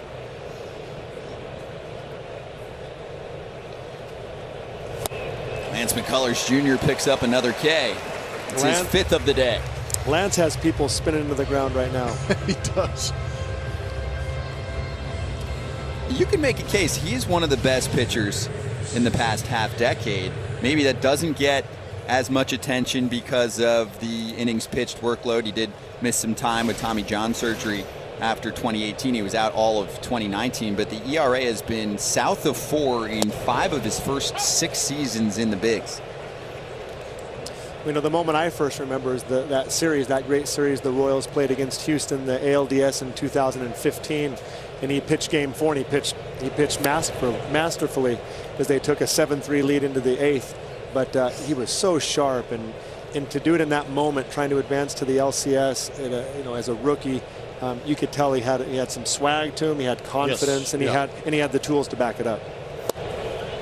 Fastball in there to Cam Gallagher at 95. I think the legendary kind of you have to see it to believe it on YouTube moment is 2017 ALCS. He chucks 24 consecutive curveballs to close out the Yankees and send the Astros to the World Series. It's a roller to Correa, and he's got Gallagher. 3 up, 3 down. It's a 9-pitch inning for Lance McCullers Jr. in the 5th. In cruise control, Astros up by a run.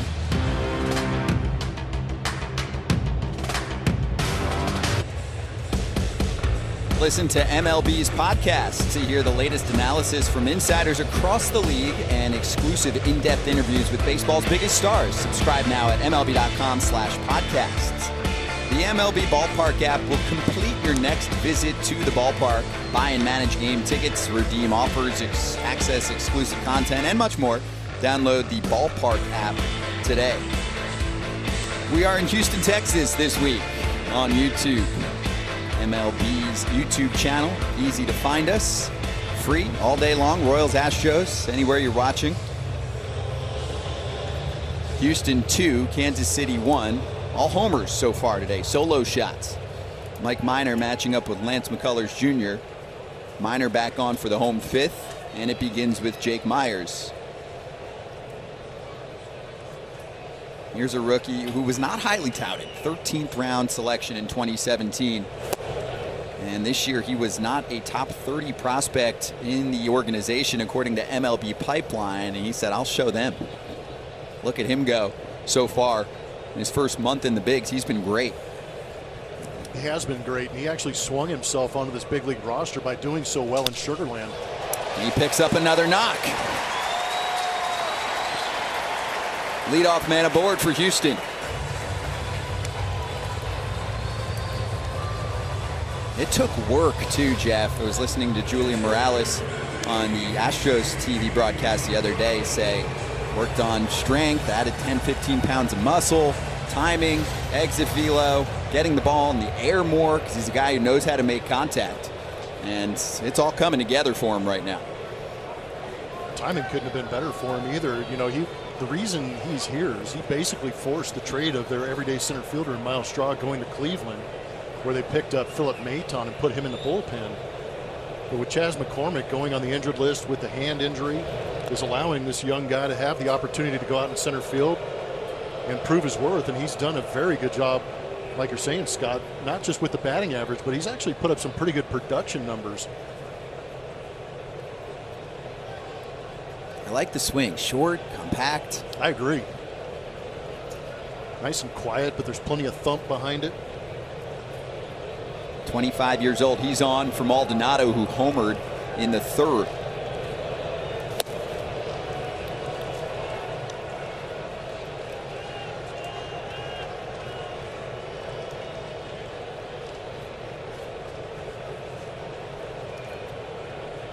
Omaha, Nebraska.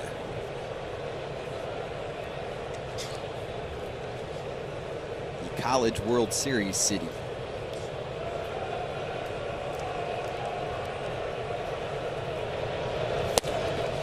There's a strike to Maldonado. You know what's great about Jake Meyers being from Omaha, Nebraska, going to the University of Nebraska? Jake's father was the assistant coach at the University of Nebraska when Darren Erstad was a football player and baseball player at Nebraska. And eventually when Jake Meyers was attending the University of Nebraska, Darren Erstad was the head coach of Nebraska. So there's some strong ties between the Erstad family and the Meyers family. Just a little bit of history. Full circle. It's amazing.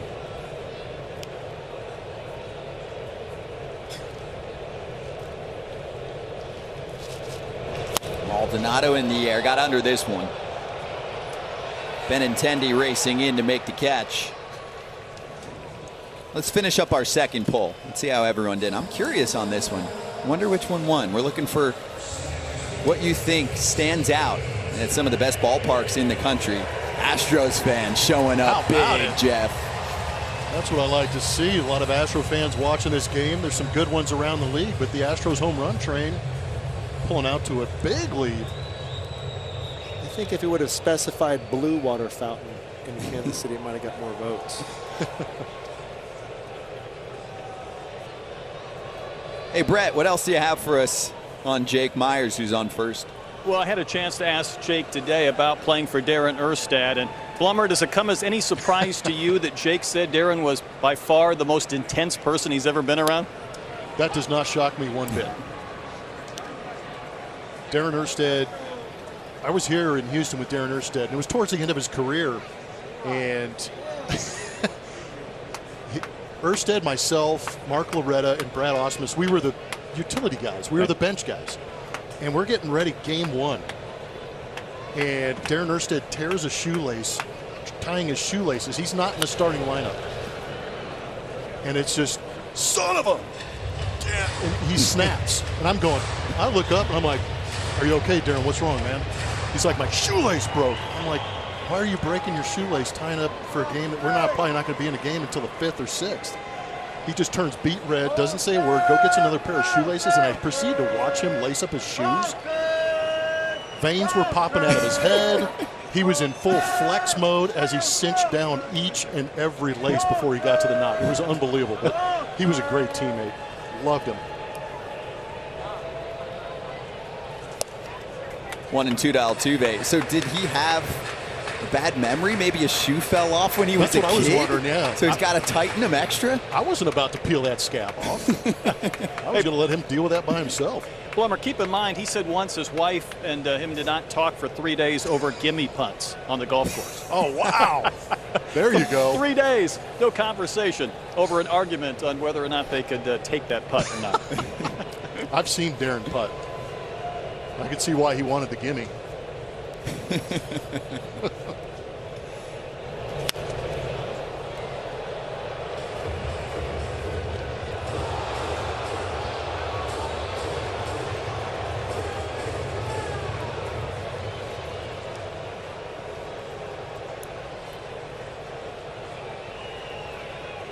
It's 1-2 in Altuve. This is Miner matching up against Houston for a second consecutive start. He lost last week, 5 1/3, 3 runs, went 94 pitches. He's at 71 here in the 5th. That was the lone loss for Kansas City in that 4-game set last week. That's the one weird thing about this first place ball club in Houston. The Astros have at times sunk down to their competition, just to be real.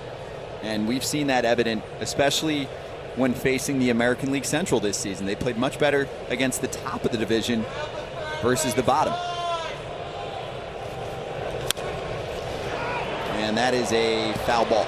It's really been one of the tough things to explain, too, because being able to call the Astros on a nightly basis, you know, you start to see what's going on, you see things unfold, but you're always trying to pick out what they could adjust or how things are happening. And the numbers aren't that much different from wins and losses. It's just a matter of when those hits are being got against them. They lost some games early on because the bullpen was unable to secure some victories. But now it should be a little bit different. But for whatever reason, they just have not been able to put down some teams that would have that sub-500 record. They played extremely well against teams above that 500 record. But what I heard a stat the other day about the Kansas City Royals playing 18 and 15 against first place teams. That's saying something for the future of Kansas City. I was just going to say that on the flip side of that equation, the Royals have played well all year long, and I know a lot of that's been against the White Sox. They played very well against a very tough White Sox team, but 4-2 now against the Astros, and looking to take this one again to take this series. It speaks of their resilience. This is a great club with great leadership, wit, and Salvi, and guys like Mike Miner. These are guys that have been around. They understand the game, and they take a real professional approach. Pro AB from Altuve now working a full boat, but we showed you Kansas City 18 and 14 against current first place ball clubs. And I would say some of it has to do with the brand of baseball that they play. It stands out at this point. No, I completely agree. You know, there's two different dynamics at play here as far as offenses are concerned, and the speed and the aggressiveness and the pressure that the Kansas City Royals put on defenses is a lot of fun to watch. The Astros do it a little bit different way with high on base and high slug. I'm loving this at bat. This is the 9th pitch. This is 8 coming up. 8th pitch to Altuve, and you see Miner making great pitches and trying to get this double play, because the Royals have turned 123 double plays, and you can see him working for it, mixing and matching in and out. It's in the air. Well, he missed up on that one, but he got the result he's looking for with getting a tough hitter out there. Did you watch Whit Merrifield by any chance? He was watching Altuve. If Altuve's not running to first base, I bet you Whit Merrifield drops that and tries to go for the double play. Heady player. Heady player. Right? You got to be able to do that. But I was watching Whit. He was staring down Altuve. I love it. And he's talking to him now, or he's communicating over there to Dozier. Yep. Great news. He's mic'd up today. Yeah, that's beautiful. Can he hear us? We should ask him about that. I wish. I didn't get the pleasure, to be around him a whole bunch, but just watching him, he's fun to watch, and he's just a grinder. Thinks the game, plays the game hard every single day. Here you go, Blummer. Yeah, he's taking a peek at the runner from home plate, because if Altuve's not running. And he's like, dang it, he didn't fall for it, which is some fun players like that. Miguel Tejada is one that reminds me of a guy that's always kind of thinking and wanting to do the smart play. Diaz flies out to Benintendi, so no runs for the Astros in the 5th. They're clinging to a 1-run lead over KC. Great season series that wraps up today between these two.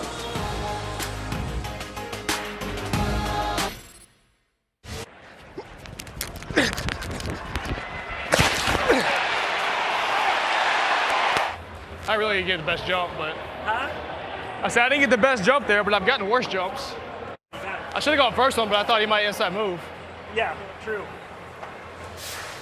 Words from Whit Merrifield, who leads off the 6th. He loves going after third base. He does it better than anyone in the sport. He's always talking baseball. Jeremy, I actually know him pretty well. Called his games in the Cape Cod Baseball League when he was with the Chatham A's. And you could see the term that I think summed it up even back then for him when he was playing at South Carolina, baseball player. The definition of just someone that does a little bit of everything, always talking about the game, and that's why we're fortunate to have him mic'd up today for us on YouTube.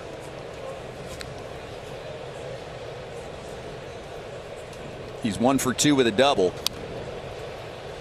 I think it's great.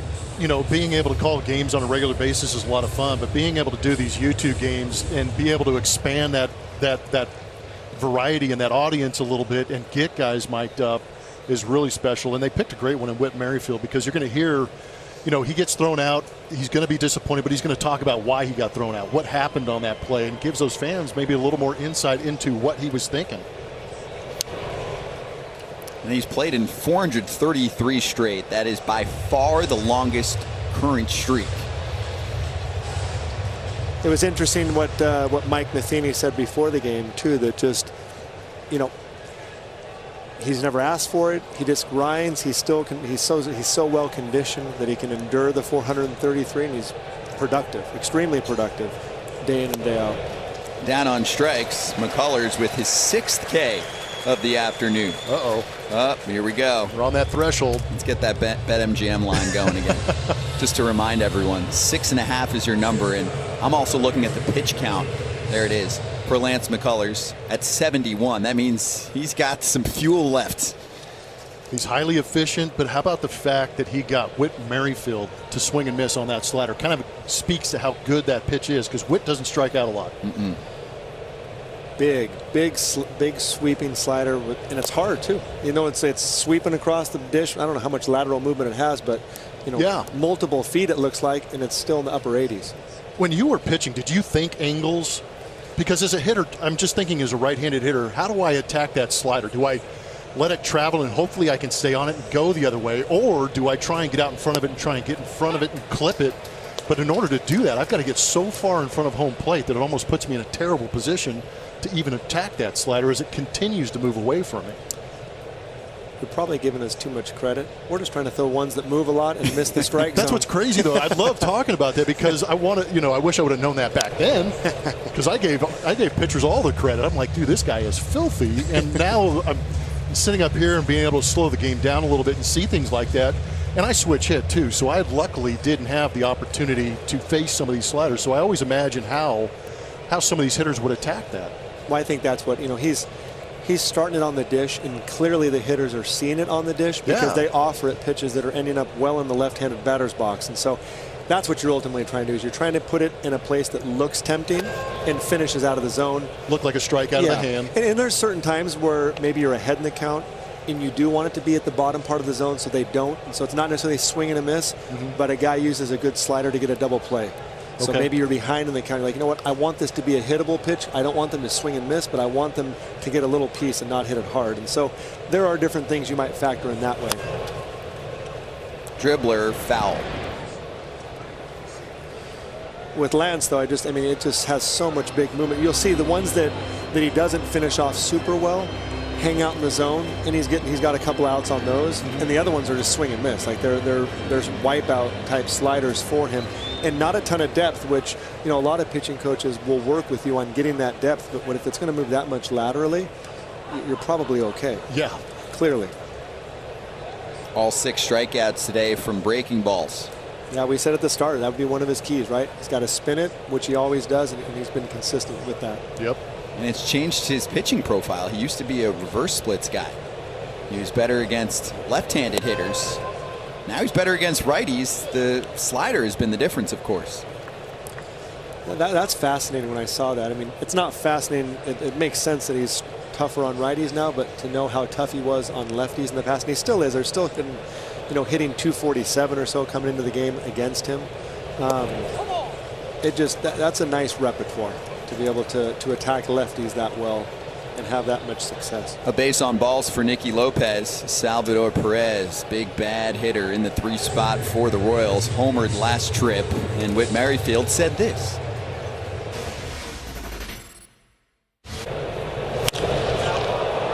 It's like Barry Bonds now. He just walked in his homers. Sounds some kind of special, huh? I never caught it, so I don't know like what it feels like August 26th with your legs, but I imagine they're pretty heavy.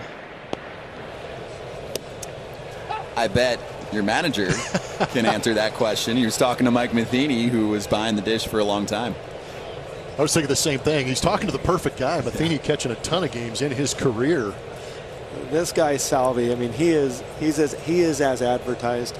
13, 14, 15 led baseball in games caught, and like Matheny said, refuses to come out. That was one of Mike's concerns. He said, coming over, he's like, how am I going to manage a guy that never wants to come out? And he had a lot of practice with Yachty, and congrats on his new 1-year deal. That, you know, he knows about guys that want to play every day, but that's who Salvi is, and he wants to play every day. And then he said something interesting. He said when he doesn't play, or he's not, maybe he's in the DH role like today, he still talks to the catcher and still talks to the pitcher. That's the epitome of a winner and of a teammate and a guy that is just, you know, who he is. He's a leader. He's a great ambassador for the sport. Lays off a tough pitch, but Mike Matheny just cannot say enough great things about Salvador Perez, a former catcher, appreciating what he does. And he said recently, sometimes guys in markets like this, Kansas City, kind of smaller city-wise in the country for a baseball club, they don't get the credit they deserve. He's number 3 on the home run board in the American League. Yeah, he may not go out and get the national credit that he deserves for what he does, especially for this team. But when you go around the league and you start talking to guys inside the game of baseball, he has probably got one of the greatest peer reviews because he is such a great player. StatCast powered by Google Cloud. He's a 7-time All-Star, 2015 World Series MVP. How many parks does it leave? 28, you said, out of 30? Yep. Not getting out of Globe Life up in Arlington and PNC Park in Pittsburgh. Otherwise, it was a sure thing, especially here in Houston. Oh, yeah. Left field is the spot. Lopez is on. Salvi takes that one. Nice stop by Maldonado. Brett, how awesome is Salvador Perez for Kansas City on a yearly basis? Well, they love him. Not bad for a guy that signed for $65,000 when he was 16. But Daniel Lynch said something that got my attention a couple of days ago. He said the most special thing to watch is the joy he plays with. Lynch said, I think it's super important and a lesson for young guys like me to see him and know the game's supposed to be fun. You need the guy that keeps things light. And often it might be your best player because things are easier for him. And they're having another great year. Yeah. Salvi strikes out. There's 7 for McCullers. Salvi knew it too. He knew it was coming. Wanted to try and to go with it, but it was just so it was so big he couldn't even reach it because he's batted well against the breaking ball this year, and just couldn't identify it, but couldn't lay off it, couldn't hit it. Yeah, I mean, he got his with the home run. Lance got his with the strikeout right here on that slider. Man, that thing can move. It moves a ton, and like Jeremy was saying about the velocity, the way it comes out of the hand, it's 87 to 89 miles an hour at times, and it looks like it's jumping out of the hand like a fastball. And if you don't pick up that spin quick enough, you're not going to take good swings at it. Want to know to Benintendi, what makes it extra special to me is that he can, quote, miss with it. I've seen quite a few right over the plate, and hitters are still like, nope. Well, some of those ones you're talking about that he misses with, it almost looks like he's throwing it at the right-handed hitter. It locks him up, and by the time they lock up and can't pull the trigger, it's breaking back onto the plate. It's fun to watch.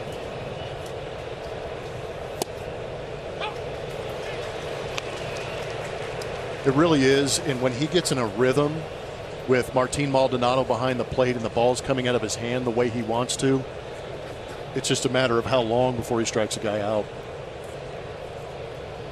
You got an interesting battle right here. 2 outs. They might put the runner in motion. Lopez is 18 for 18 on the year in stolen bases, and his rookie year last year only 0 for 5. And so he's made some adjustments and starting to put into action and running a lot lately.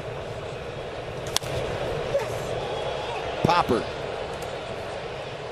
Correa called off by, nope, he's got it. Altuve fakes me out. That'll complete the 6th. Lance McCullers Jr. is still on a roll. Mid-6, 2-1 Houston. On the MLB Game of the Week live on YouTube, we give our viewers the power to vote for which standout performer is going to receive the YouTube Player of the Game trophy. So stay tuned. We'll have polling options later. And then we'll hand out some hardware in the post-game show immediately following the conclusion of this one in Houston. Yeah, your name goes on the digital plaque, but also on the actual trophy itself. And the players love it. I mean, you get your name engraved. It's real. It comes in the mail. And it's coming up later.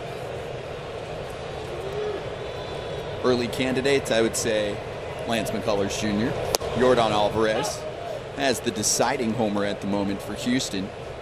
Maldonado also with a long ball. It's 2-1 Astros. Here's Yuli Gurriel.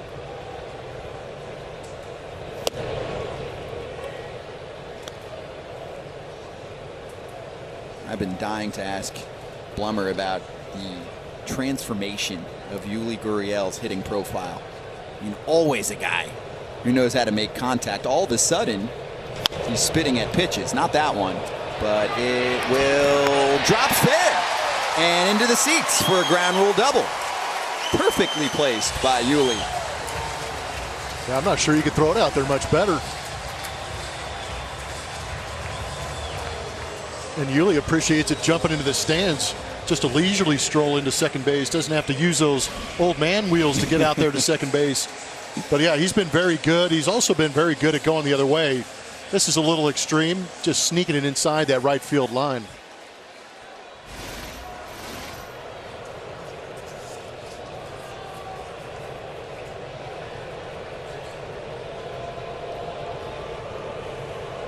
One in scoring position for Alvarez. Number 26 on the season came in the 4th inning. It's the first runner in scoring position for Houston today. And this was one of those keys at the beginning. Has really been challenged that has minor this year with runners in scoring position. And so bearing down here, making a good pitch. He's been pitching great. You know, worked around aside from the home run. That's one thing that's really hurt him with the 2 solo shots. But see if he can keep making pitches he has been and get something to get out of this inning here. Hey, Blummer, what's the difference with Yuli? How is he suddenly taking pitches in his mid-30s, deep into his career? He's just kind of gone to school on the Astro program. And, you know, coming from Cuba, he was paid to be a hitter. And the reason he was with the Houston Astros was because he was such a good hitter, sprayed the ball all over the ballpark, just got a little too aggressive with the swing and would chase out of the zone, not see a lot of pitches early on in his career here in stateside, playing in the major leagues, but really made a couple of adjustments to his swing, just being a little more upright, getting both eyes on the pitcher, seeing the ball better. But I think he started to watch some of the guys in the lineup, the Altuves, the Correas, the Alex Bregmans, who laid off pitches outside the zone, took the walks when they were given to them, and recognized that when they started to lay off some of those pitches, pitchers had to get back in the zone, and they were having more hitters counts. So Yuli made it a goal of his in spring training to be a little more selective. It paid off, and when he started the season, took his walks, and when he got mistakes, he was hammering them. And of course, when you try anything, you want to have success doing it. And he had success early on, and he's just run with it and put himself at the top of the, hitting batting average leaders, boards the entire season. That's the thing. You'll produce more walks when you're taking those pitches outside of the zone, but you'll also improve your quality of contact more often than not because you're swinging at pitches that you can do damage with. Yeah, every time he walks, he's setting a new personal season record, which is a lot of fun to watch. I heard he had some helpers too, like Carlos Correa, who went over things and said, you know what would help you? Just take a pitch here and there. Yep. We know that you can make contact with anything. Literally anything. Gallagher and Miner wanting to get on the same page here. Obviously a big moment. That home run earlier by Alvarez, only the second home run allowed to a lefty by Miner all season long. He's given up 24 to right-handers, or 23 to right-handers, sorry. So obviously Alvarez, tough at bat, tough hitter, and they want to make sure they're on the same page here for this big situation.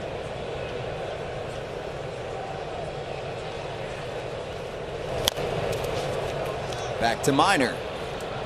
Well, that's a nice result right there. Little 50-foot one-hopper. Doesn't move the runner. That's a good meeting. Tim Gallagher must be pleased too. Hey, I said something good. Absolutely. You know, and you give credit to those catchers because they do see so much and they are so good. I always respected the veteran catcher that's been around and knows the hitters, and certainly Gallagher and Salvi and everyone else in this game seem that type of veteran catcher. Well, and being able to trust your veteran pitcher too to keep that pitch in a position where the hitter will get tied up.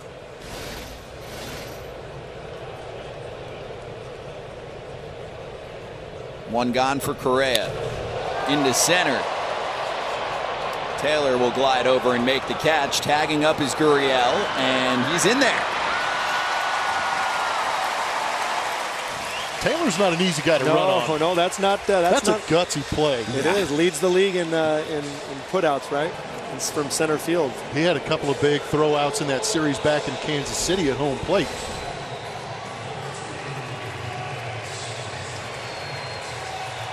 He had one in this series, I believe. What was it, Monday? Yeah, you talk about pitcher velocity. Michael A. Taylor's a guy that can get into low 90s every once in a while, too. Whew.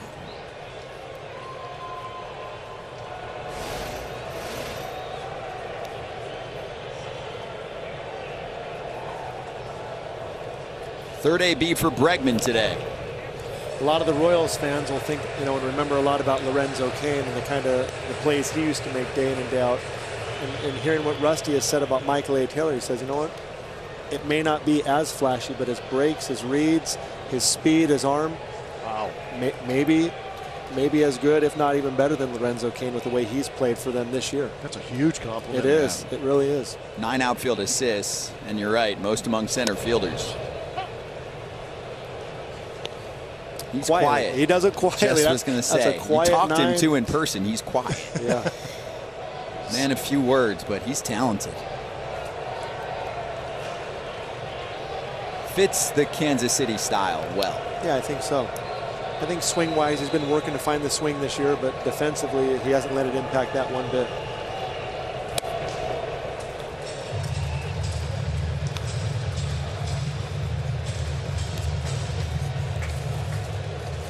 I can only imagine what the communication has been like over the past couple months between Alex Bregman and the Astros front office and coaching staff on his anxiousness to return to this lineup.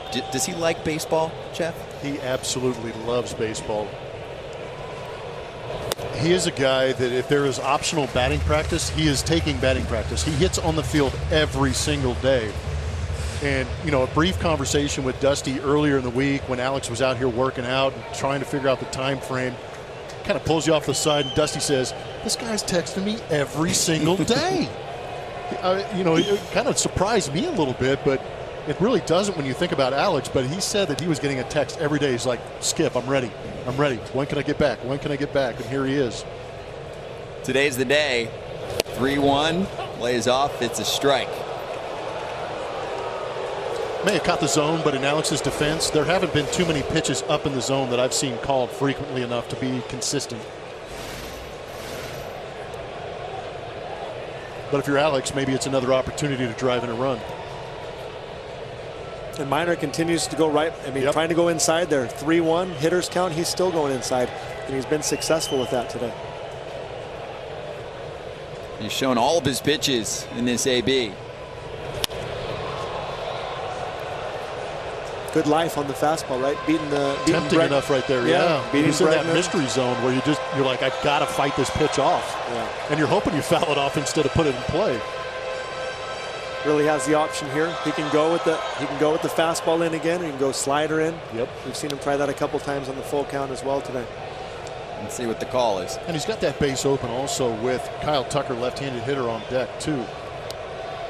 But I think he's pretty confident with his stuff.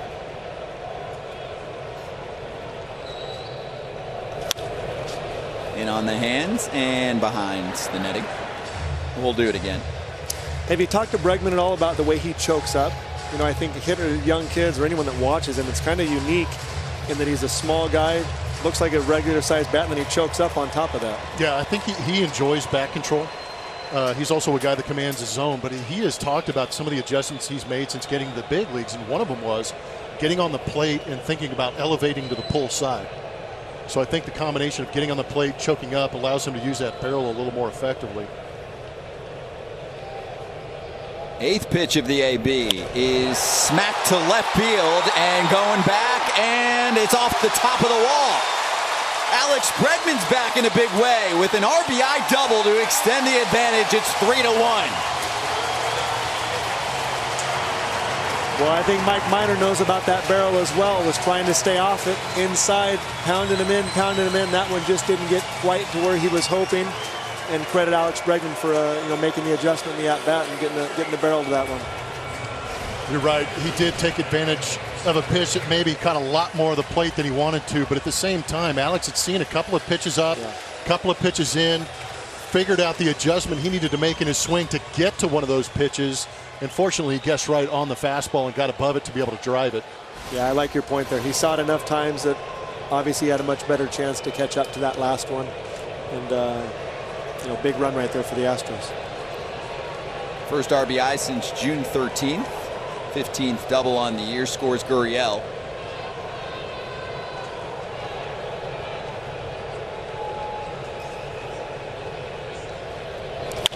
First pitch swinging, Kyle Tucker going for center field. Taylor back at the warning track to haul it in. Side retired, some loud contact from the Astros in the last of the 6th, and 1 run to show for it. It's 3-1 Houston. 3 for Houston, 1 for KC. 7th inning action on YouTube in Houston. And our third poll question of the day here on YouTube. Easy to participate. It's right in front of you on your mobile device or your computer. Which Royals prospect would you most like to see get the call this year? Bobby Witt Jr., MJ Melendez, Nick Pratto, and Jackson Kowar. 4 top 52, technically, prospects in Major League Baseball. Kansas City has something special brewing in the minor leagues. Look out. 6 of MLB Pipeline's top 100 prospects are in this organization right now. First pitch swinging Hunter Dozier to Carlos Correa. And there's your first out in the 7th. Brett, Kansas City doesn't have the record to show for what they've done this year. They've played some really, really tough games against top-level competition. But this is just the beginning of the next winning window that should be coming for Kansas City in the next year or two. Well, there's no doubt about that, Scott. In fact, Baseball America has Mike Matheny's system of the Kansas City Royals as number 3. At AA Arkansas this year, Northwest Arkansas, I probably saw Witt, Prado, and Melendez play about 20 times. And this crop is outstanding. Everybody knows about Bobby Witt Jr., a power-hitting shortstop. MJ Melendez is chasing the minor league home run crown this year. And a quick aside, by the way, he's chasing Griffin Conine, the son of Jeff. And Melendez's father coaches at FIU. His top assistant is Jeff Conine. So the two guys in the same office have their two sons competing for the minor league home run crown. But this is a little bit different September in the sense that these AAA teams are going to play the entire month rather than being done on Labor Day. But guys, there's a lot of excitement about what's coming next for Kansas City. Ryan O'Hearn rolls over one. Yuli's got it. Don't ask the Royals front office about who's coming up next, because I know the fans are screaming, if you follow the Royals, for Bobby Witt Jr. to come up. He has been nothing short of their expectations. They say a very mature hitter, hits for power, strong, athletic, and so there is a definite yearning for him to be up. But you see the infield. Well, that's what I was just going to ask you. Where do you move some of these guys? And that's a question I'm sure that Dayton and the great front office at Kansas City has asked way more than they want to have to answer. But a good problem to have. It is a good problem to have, and that's not even taking into account too much of the pitchers. They've had four starters, all drafted in the first round of the compensation round in 2018, pitching a lot of innings for them this year, and so the future is very exciting. And if you're a Royals fan, a baseball fan, what's coming up for them to build on top of what you see on the field right now gets people very excited. And that's a credit to everyone over in the organization, what they've done. Two-out single for Michael A. Taylor. I'm fine if they take their sweet time. Rivera. I'm fine if they just kind of hang out for a little bit. Yeah, you want them to marinate longer in the minors? Ripen a little bit. Yeah, I'm good. Well, you think about those projections for the Astros, and they put you on Sports Illustrated, and they predict the year, and the Royals came through that Astros team that was rebuilding. So maybe on the flip side here, the Royals are looking at the Astros as a team that's a finalized product. And they would like to, flip the script again and bring it back. Well, it's interesting you said, because a lot of these guys being drafted within the organization, that's, I think, one thing that's kind of stepped up in the last couple of years for front offices is going out and drafting well. In the past, it's been, we'll draft some guys, hopefully they turn out. But the Astros did such a good job of drafting. You've got Bregman, Correa, Altuve, Jake Meyers, these guys, Kyle Tucker, where you have that good core group of guys that you've drafted, developed, and nurtured all together, and then you start sprinkling in the free agents, and all of a sudden you've got a contending team. And it's so easy to draft after the fact, right? Like, why don't you take this guy or that guy? And so the amount of pressure that's on these organizations to scout and all that goes into that to grab them. And this is an example right here. These five guys, and they still have Jackson Kowar, who's in the top 100 top 100 prospects down in AAA. But these guys are contributing, and we're starting to see them turn the corner.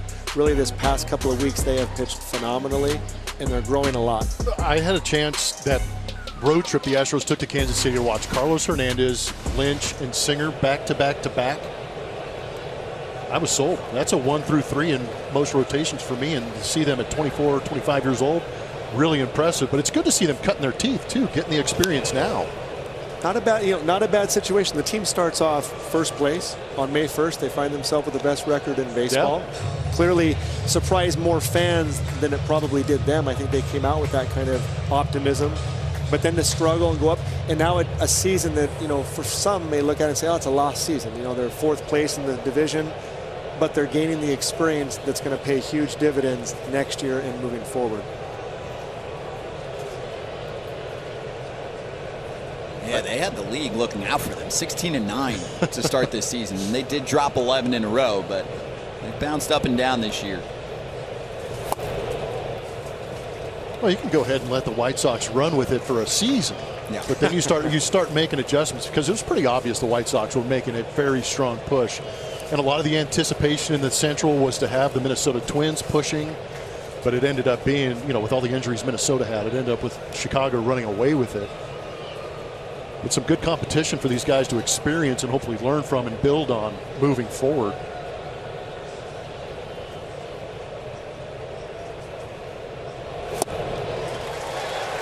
Gotten a miss from Emmanuel Rivera. McCullers at 97 pitches. Here's your AL Central. White Sox have the comfiest lead among first-place ball clubs. It's 10 games.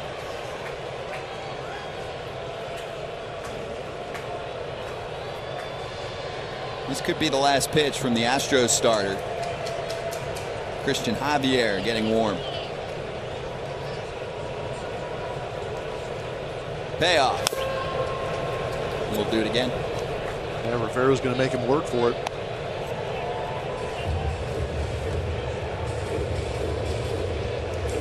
Couple of sliders back to back there, behind in the count, 3-1, swing and a miss, full count, swing and a foul tip. So he's got him in swing mode here. You can expect him to probably expand that slider if he can get that big one to sweep off the plate here. It's almost exclusively sinker slider against right-handed batters. Doesn't make it easy. It's a filthy pitch. 3-2. Missed. Great at bat, Rivera right there. Sees it down. Pretty good job of seeing that pitch down and not going after it. Extend the inning here and put a little pressure on Dusty as to whether he'll stick with him. Well, Dusty probably doesn't want to run out to the mound. Lance McCullers is a guy that is accustomed to throwing over 100 pitches, and it's usually a pretty unique conversation. Sometimes we've caught Lance where he's like, just stay in the dugout. Let me finish this inning. You know, Lance loves going out there and finishing these innings. Reminds me of Musina, that video of him in Detroit. Yep. You know, giving Joe Torre the business. Put Joe Torre back. That's a pretty bold and move. he apologized. My bad. Oh, I'm sorry, Mike. I didn't realize you're going to finish this one. But you love that in the heat of the battle in that moment.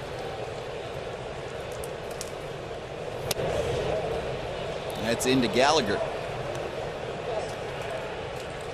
Well, as he reaches 100, clearly the arm gets a little more tired, a little bit less sharp with those sliders. So big chance right here for Cam to try and get one that's in the middle of the zone and do some damage. It's chat time. Not Dusty, though. It's Brent Strom. Just want to go over things. Number 9 hitter Cam Gallagher facing a 1-0 count. McCullers is at 100 pitches. The season high for him is 111. And while we have a moment, Whit Merrifield, take over. What do you think of Lance McCullers Jr. today?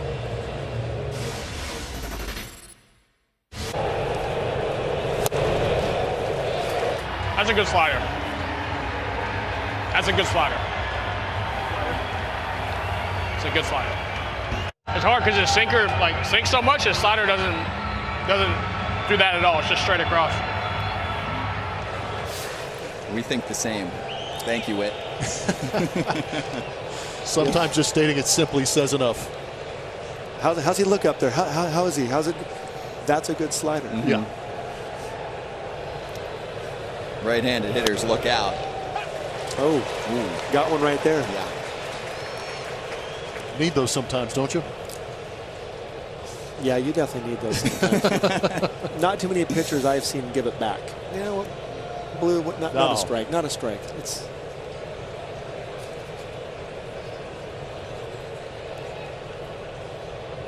Taylor singled with 2 outs. Rivera walked. Now Gallagher takes another pitch. He's taken all 3. It's 2-1.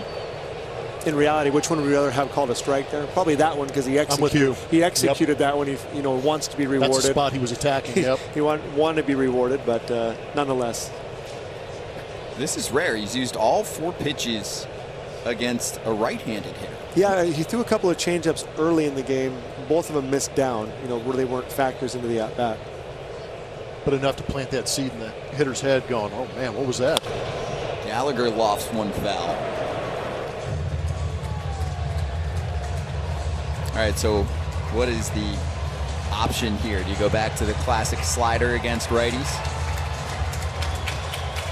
Yeah, that's a big pitch right here.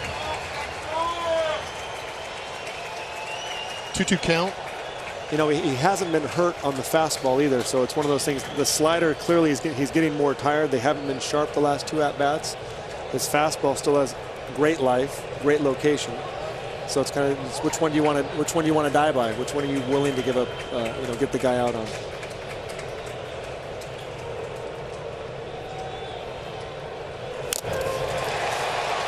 Gallagher stays alive. And when I say that, I remember in certain at bats, I would be thinking it's like I don't want to go back to the dugout having thrown a pitch that I wasn't sold on and made a mistake. Yeah, you want to get beat by your best. So if his slider is his pitch and he throws a fastball and he gives up a hit and he's not going to be able to live with himself for that, then he's got to throw sliders until this at-bat's over.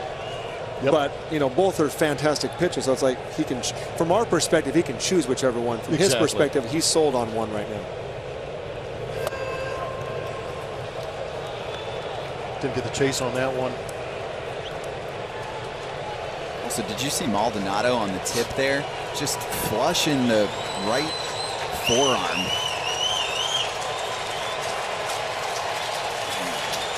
They didn't even give him a beat. He just went right back to the next pitch. McCullers wants to keep the flow going. Only the third full count of the day for KC against him. And we'll do another.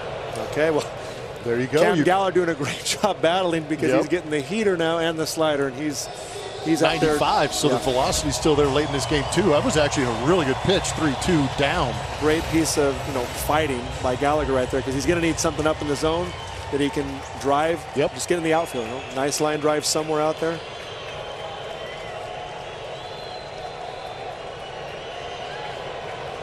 Shock the world with the changeup here. Oh man. Yeah, that's the bold Gallagher ball. would swing himself into the ground on that thing. Here we go. Ball 4.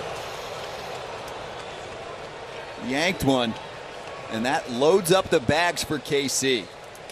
That'll do it. Oh. And who's the happiest guy walking back to the dugout right now? The guy that identified that slider as a good one. He says, I wouldn't mind taking my chances maybe against someone else. Yep. That guy's Whit Merrifield.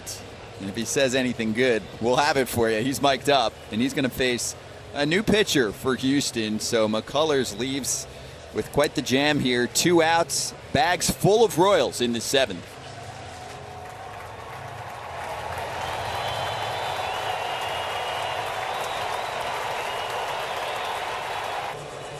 Google Cloud is helping to power StatCast with massive amounts of data points to reveal new insights, taking you deeper into the game than ever before. Google Cloud is the official cloud technology of Major League Baseball.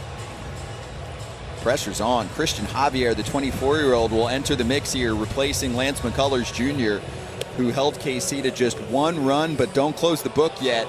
6 2/3, 5 hits, 7 strikeouts, 4 walks. He's responsible for all 3 base runners. And Jeremy, you know this feeling. You're out there watching and you're going, please, Christian, give him the good stuff. Oh, absolutely. You are, and I know both ends of it clearly, right?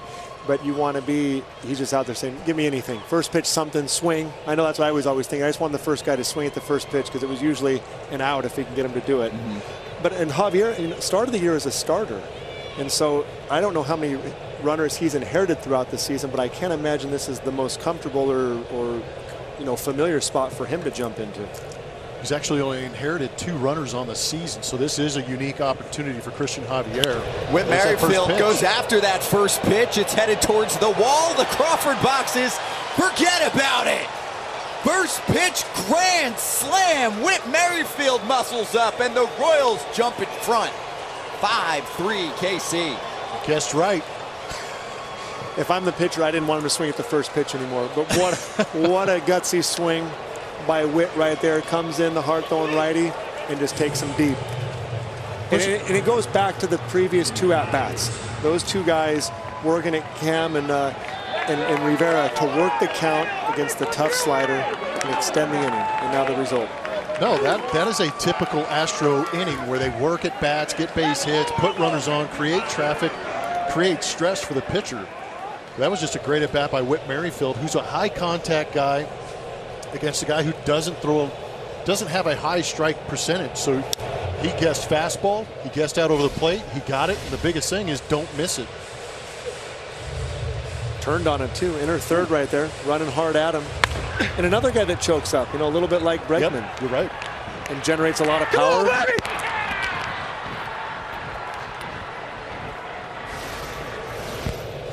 Home run number 9 on the season for Whit.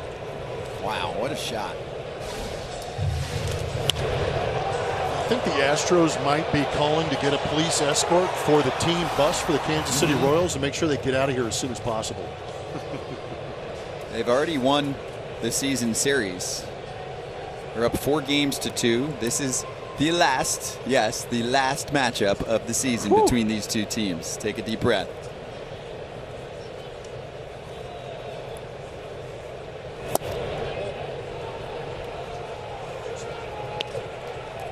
I mean, you're right, though, and Cowboy Jeff in the game commentary said cold-blooded. That's how KC has been against Houston this year. Dusty said the other day, they don't feel like the softer part of the schedule.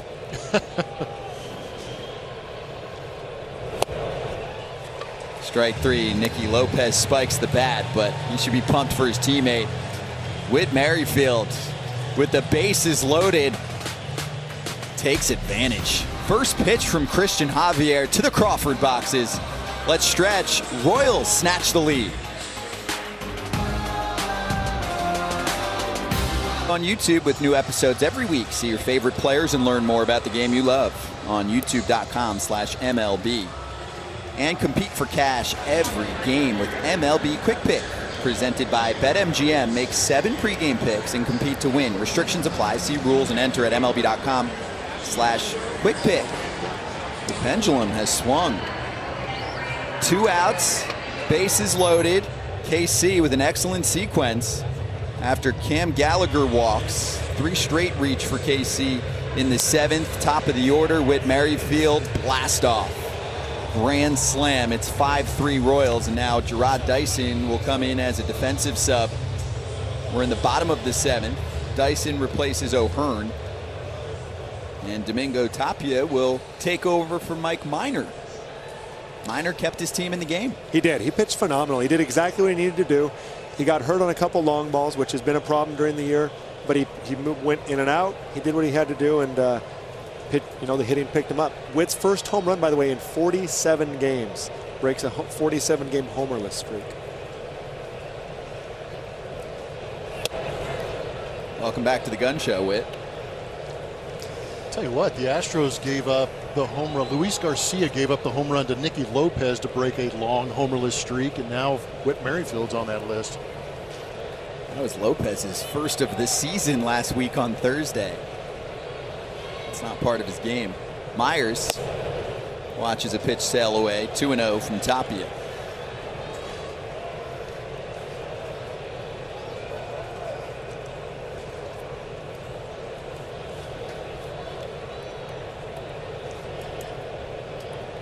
This man can bring the heat. Averages 98 miles an hour on the 4-seamer. In on the hands, Meyers. That's well done.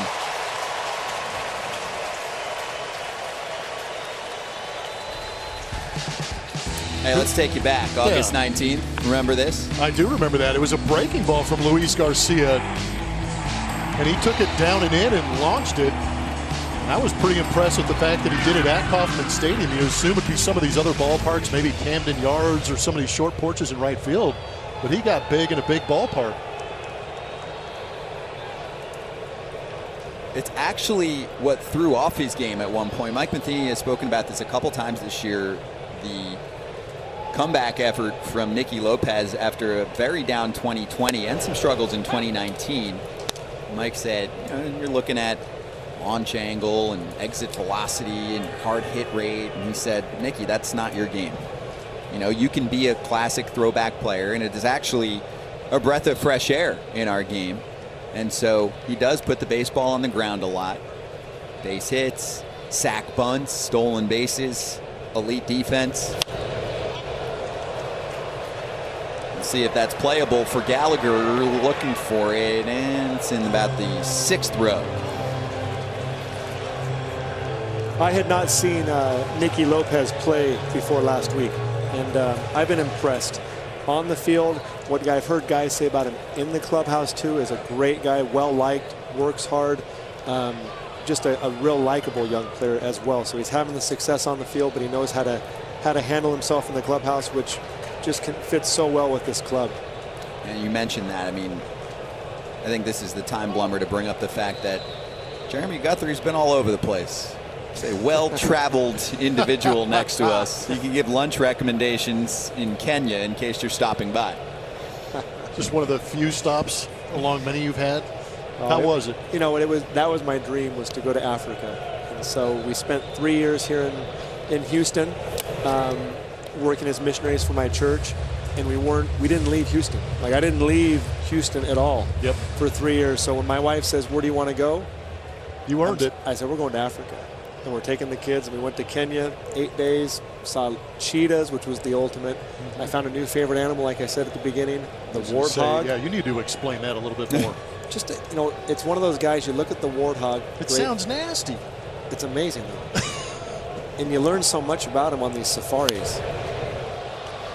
You know, for example, who knew that Pumbaa means stupid in Swahili? Pumbaa from Lion King. Yeah, that explains a lot. It means stupid and dumb. He kept calling me that at lunch. Okay. But if you saw the body on these warthogs, these chiseled legs. Really? Yeah, stocky legs but quick. Okay. What do they hunt? They hunt after leftovers, I believe. Okay. Yeah, they want leftovers. I do that too. Yeah. In that refrigerator. I don't waste a morsel. Maldonado lifts one deep left. Does it have enough? It does not. Benintendi makes the catch. Long fly ball out, and it's the first here in the 7th. Aiming for the right spot, Blummer. Yeah, he did. He got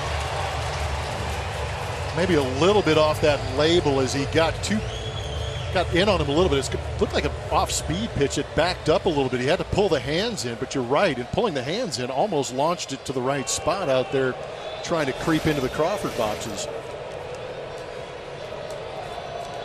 Remember, he took the foul ball off his arm in the last half inning.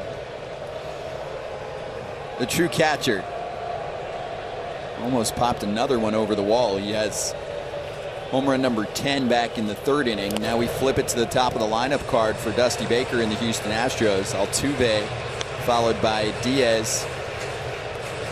Jose's 0 for 3. Tapia has been one of their more reliable relievers this year. ERA in the low 2s, and I watched him pitch the other night, throwing bowling balls, 99 mile an hour. Just gosh, yeah. And when I say bowling ball, heavy with movement, that just one of those things that just destroys your bat. We've seen a lot of sliders today, but that fastball is heavy and it is hard. That's why it's interesting to me to see his strikeout number. At 16 innings, only 15 strikeouts. Still a guy that's trying to figure it out. But that high velocity, tough to compete with that. Yeah, he'll keep working. He'll figure it out when he does. Obviously, you'll see those numbers jump even more. Maybe work himself even towards the back of the bullpen. Oh, you're right.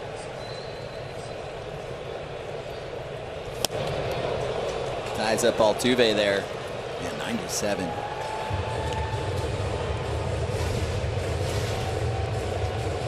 Just doesn't look like fun. No, heavy run.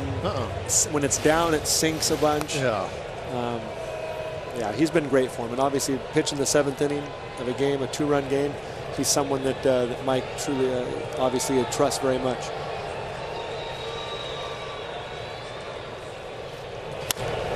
He reaches for one right side. Merrifield the scoop, the throw, and gets the out at first. Meyers over to second with 2 gone in the 7th. Poll question on the Royals prospects. Poll answer, obvious. Bobby Witt Jr. is who everyone wants to see in September. Top 3 prospect according to MLB Pipeline, and he passes the eye test too. I've seen him in person a few times. He is special. I don't really know the weakness for Bobby Witt. Of course, we'll see. Everyone gets exposed at some point in the big leagues, but so far in the minor leagues, he looks like the ideal shortstop. Good drafting by the Royals. It's going to start to pay dividends, as it already is, with the effort they give there on their scouting, and I know they're very excited for him. Reminds me a little bit of Matt Wieters in terms of the excitement. When Wieters came up, they actually announced it a week in advance so that people could buy tickets, and it overshadowed. There was 2 debuts by a couple of our starting pitchers the week between the announcement and his debut, and they were just afterthoughts. You know, a couple of young starters came up and made starts, and it was just all about Matt. I think they might have done a bobblehead on his first day. Wow. No, I don't think it was. That'd be some kind of First day. Dang. It's a lot of pressure. That's in the air, and that's going to fall and score a run for Houston. Here comes Meyers. He's in there on the RBI knock for Aledmys Diaz to make it 5-4.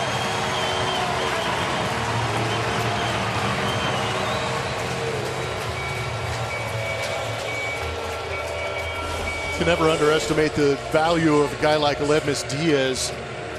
He actually got a mistake, slider that backed up, maybe middle in a little bit. And Diaz did a good job of fighting that off. Yeah, he did.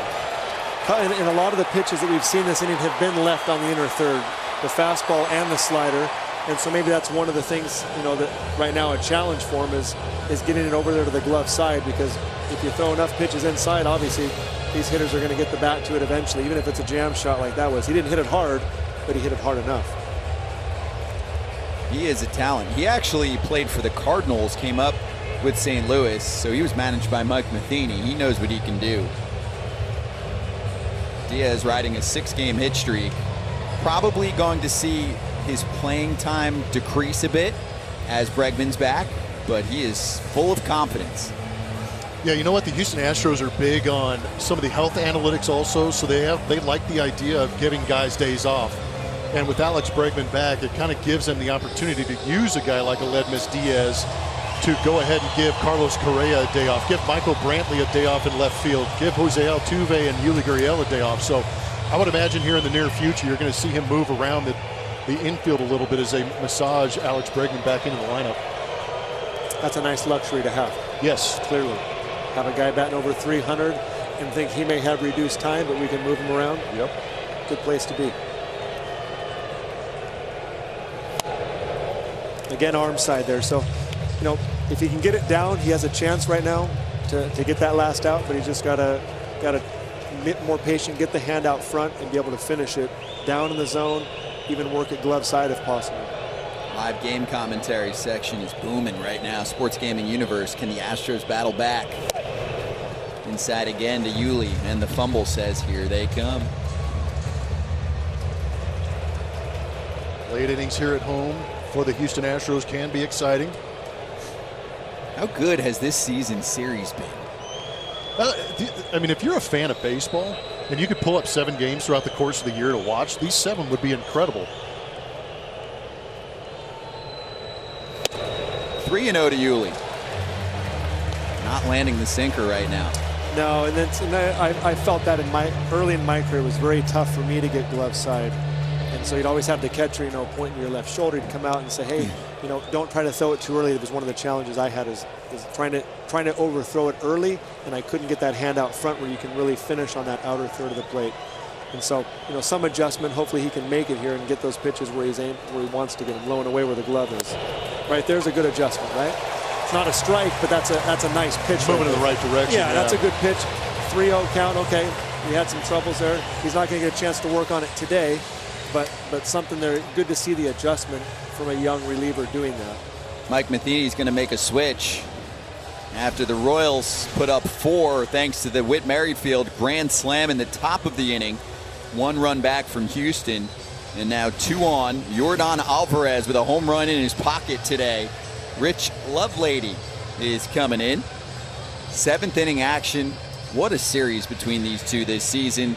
The drama continues in a moment. May not be reproduced or retransmitted in any form, and the accounts and descriptions of this game may not be disseminated without express written consent. It's getting loud inside Minute Maid Park. Astros had the lead for a majority of this contest. Whit Merrifield changed that with his grand slam swing in the top of the frame. Now bottom 7, 1 run in, and potentially more here. Huge spot for Richard Lovelady to enter. The only lefty out of the bullpen for Mike Matheny. You can see Diaz and Gurriel aboard. It's Yordan Alvarez, 1 for 3 with a home run today. First pitch fouled off. It's a great opportunity for Richard here. You know, they've had Jake Brentz doing a lot of the late inning relief appearances, the left-hander who went on the IL a couple of days ago. And so Lovelady's pitched great this year. A chance right here in a big moment to pick up his team, pick up his teammate here. He pitched on Monday against Houston. 2/3 of an inning, a hit, a strikeout. No runs against him. It was a 12-pitch appearance. Same spot. Alvarez fouls it off. And that strikeout was Alvarez that he came in and got in his last outing.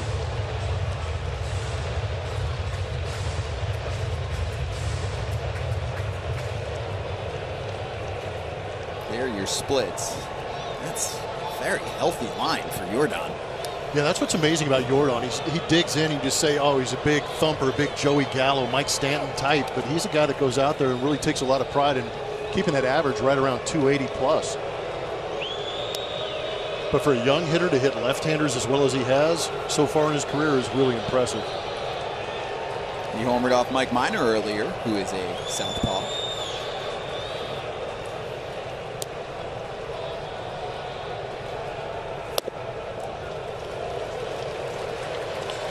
Good take right there by Jordan. Yeah, that's a good pitch right there. 0-2. Something he could swing at, could offer at. No chance he's going to hit it anywhere. And sometimes a young hitter like Jordan will expand a little bit, trying to fight that pitch off, but did a good job of holding his ground.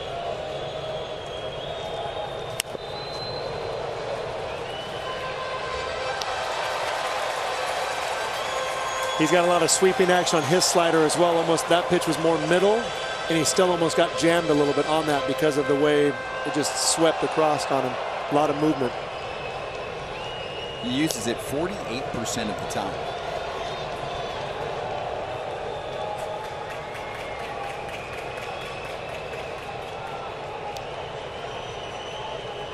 One, two. Open space, left field. Nope. It's tracked down by Benintendi. Nice jump on that baseball from the Royals left fielder. One of the best in the biz at the position. Lovelady comes in and does his job. There he is. Royals play good defense. They hold a 1-run lead through 7.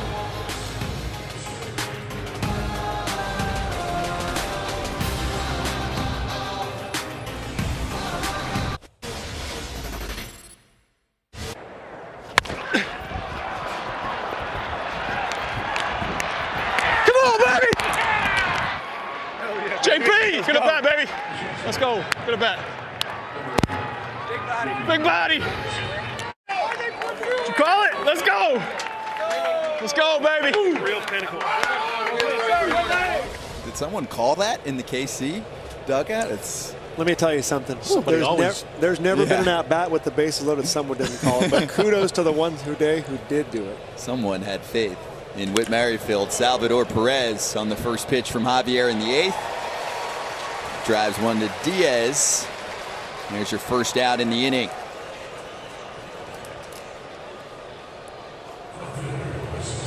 I like Whit pumping up his teammates too when he crosses home. Good AB. You helped me out. Thank you. That's exactly right. And that's the brand they play. Recognize every contribution matters, right? Because when you're a team that just lives and dies by the home run or something, then it's just about the guys that hit the home runs. But that at-bat, that home run doesn't even happen without those 2 at-bats. So great recognition from one of their leaders.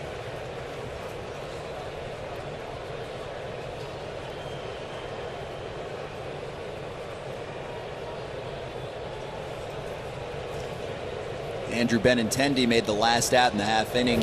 Right before this, Houston was putting the pressure on. Richard Lovelady comes in and gets Jordan Alvarez to fly out.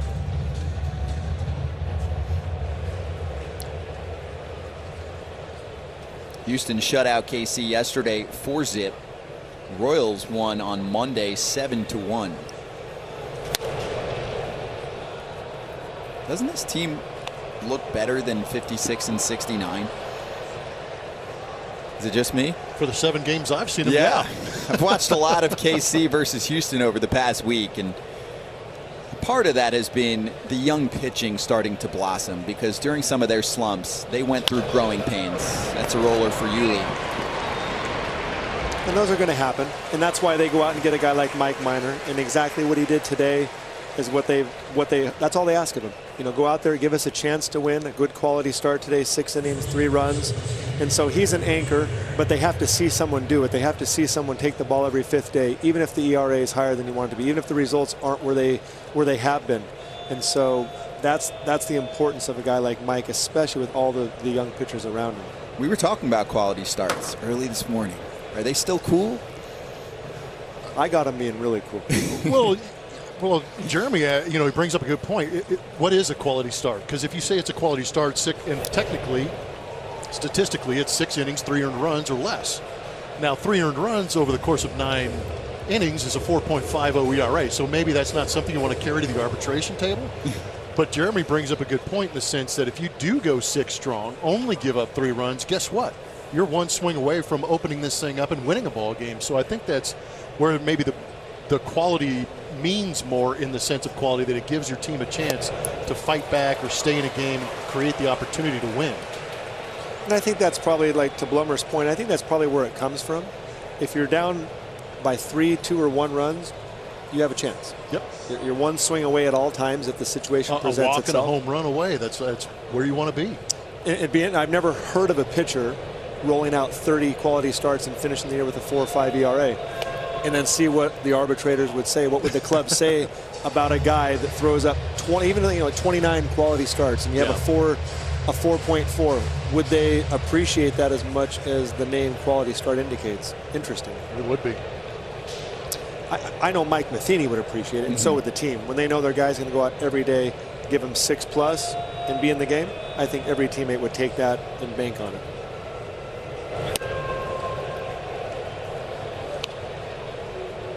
And I think in this day and age, when you're so concerned about pitch counts, how many innings, how many times I faced a lineup, when you do say quality start, the only reason I like it is because it says you've gotten to that 6-inning threshold or further. And I think that's a big deal because it backs up so many bullpens and allows you to use your bullpen in more appropriate ways and keep them rested and keep them useful. Christian Javier freezes Hunter Dozier. Nice tidy 9-pitch inning from the Astros reliever. Last of the 8th coming up.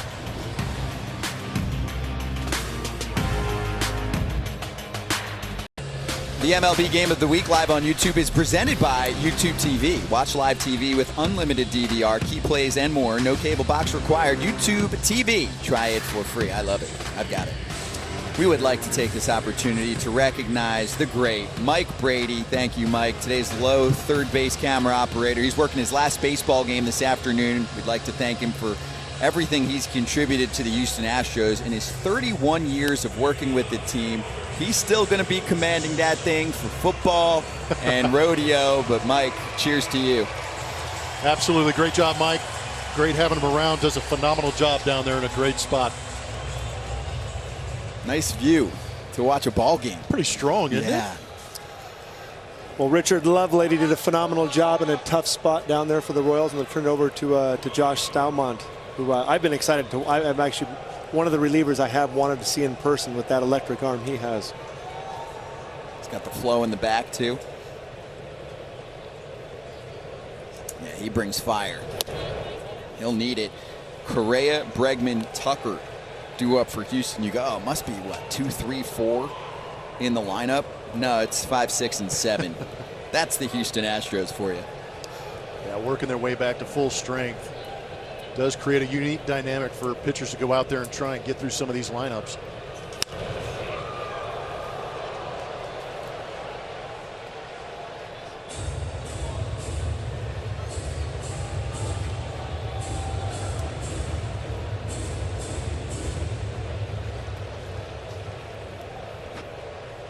It's been a lot of fun over the years to watch these guys play, and then trying to understand how much postseason experience these guys have actually accrued since that 2015 season has been incredible.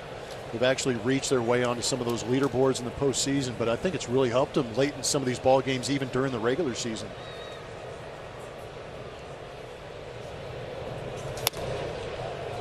Two and 1 to Correa. How can it not? I mean, you look at a spot like this, and you can look back on experiences that were a little more pressure-packed.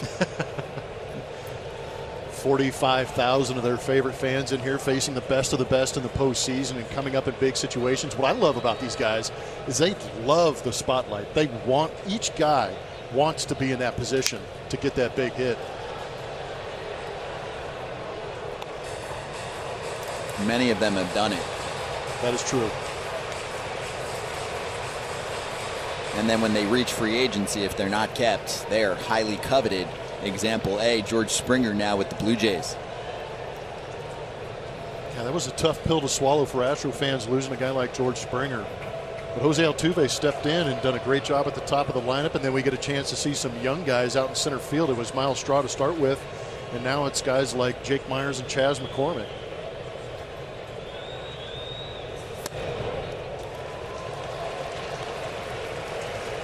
And you're not able to see a guy like Jake Meyers in this lineup and start in center field on a pennant-chasing team unless you have the Magnificent Seven that we talked about, where you've got some protection through that lineup where you don't have to lean on a guy like Jake Meyers.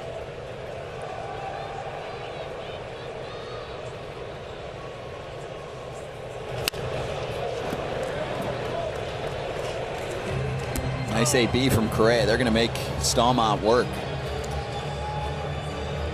There's Meyers. I mean, if you're someone like him and you come up to this team, I'm sure you're just picking everyone's brain all day long. Tell me what I need to do to be like you, and you can say that to almost anyone else in the lineup, and it would be a great combo. And that's another thing about this clubhouse. They are more than welcoming. There's no hierarchy in there. They want you to come in, help produce, and they will help Jake Meyers acclimate in any way they can. Great at bat. Yeah. Correa sets the table. Second free pass for him this afternoon. On base percentage leaders to lead off innings. Houston does it better than anyone in the American League. KC number 3 on that board. That's why Dusty Baker almost always has a smile on his face. And he's a happy guy in general, but he takes over a team that can really swing the bat and then not swing the bat when necessary. True. He said it in 2020 when he got a hold of this ball club and understood the situation. We had a chance to interview him on the radio. He said, "I've got the keys to the Ferrari." He goes, just a matter of letting them continue to put the pedal down and go. Bregman goes center field. Taylor tracking back. Warning track. Got it. And Correa will stay at first. And some nice swings today from Alex Bregman. First game back in a couple months. I completely agree. There's some positives. Even though that ends up being a fly out to center field, he barreled it up. And he's done a good job of driving the ball to center field. Got that base hit earlier going the other way. You could see the face of Alex knew he hit it to the wrong part of the ballpark. He might have even said, "Why? Why did I go there?" Well, I'm sure the American League West pitchers are taking note. They know he's back, and they know they'll have their work cut out for them with another electric bat in the lineup.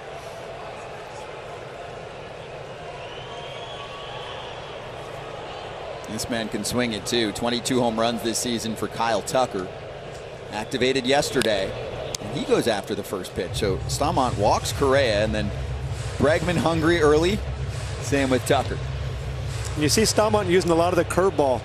In talking with some of the Royals, I think for a lot of their young pitchers last year, what happened with the offsite, where they would go and work, it gave pitchers a chance, especially some of the younger pitchers, to work on other pitches. Like Stallmont throws upper 90s, over 100. I think he had the most pitches over 100, or numerous pitches over 100 a couple of seasons ago.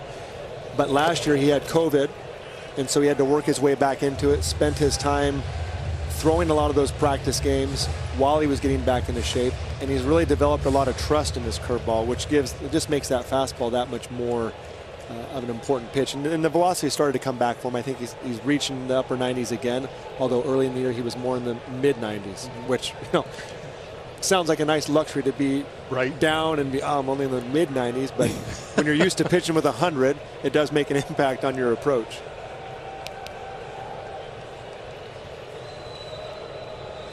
One out, one on for Tucker. I mean, that is a sharp curveball. Yeah. Off of an upper 90s fastball. So, you know, didn't get the call there. Not sure what we're looking for. Good take. Yeah. That's one of those ones as a hitter, it buckles you. and you go, oh my gosh, call it a ball, call it a ball. Yes. That's one of those ones when the catcher checks the third base umpire on the swing. I'd like the third baseman to check the home plate umpire on the width of that pitch right there. Go to replay. Hey, was that wide? Check the home plate umpire on that pitch. Because that's a pretty good pitch right there. That's a nice swing going the other way. Kyle Tucker keeps the train rolling. Correa to second.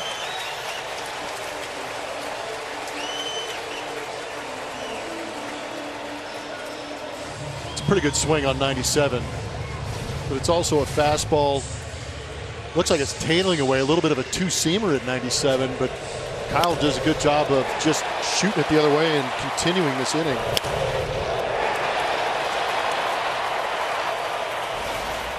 Oh, and nice little weapon off the bench this afternoon. Michael Brantley will climb in.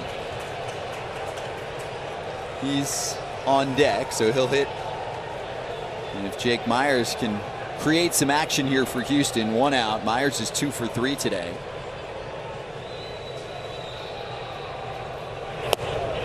Takes one down Broadway. Yeah, there he is. You know, I think about another one-liner from Dusty this season. He said, we're not the big red machine, but maybe we're the orange wagon or something. I think you need a more fierce name for this offense when Brantley's coming off your bench. I see the parallel. I see what he's trying to do down here in Houston. But yeah, I would agree. Maybe something a little more dangerous. Orange Ferrari sounds better. That would be great. That's in there.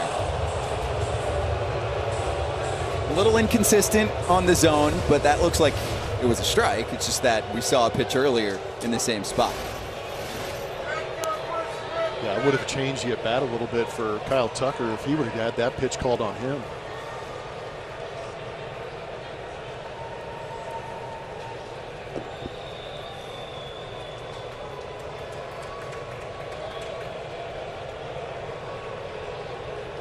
Correa and Tucker on for Jake Meyers. 0-2 to the rookie. We saw that graphic earlier, third amongst relievers with the strikeout with the curveball. So clearly a pitch he likes to go with. He's got him set up for anything at this point. If he can execute a fastball, he's probably not going to put a great swing on it. If he can get it off, get it to the edge, either in or out. But he's really got him set up for anything with all of these breaking pitches he's been able to throw for a strike here. And Scott Barlow, who is the KC closer du jour. Kind of unexpected. He's been really effective in high leverage spots. The Royals organization loves this arm, Josh Staumont.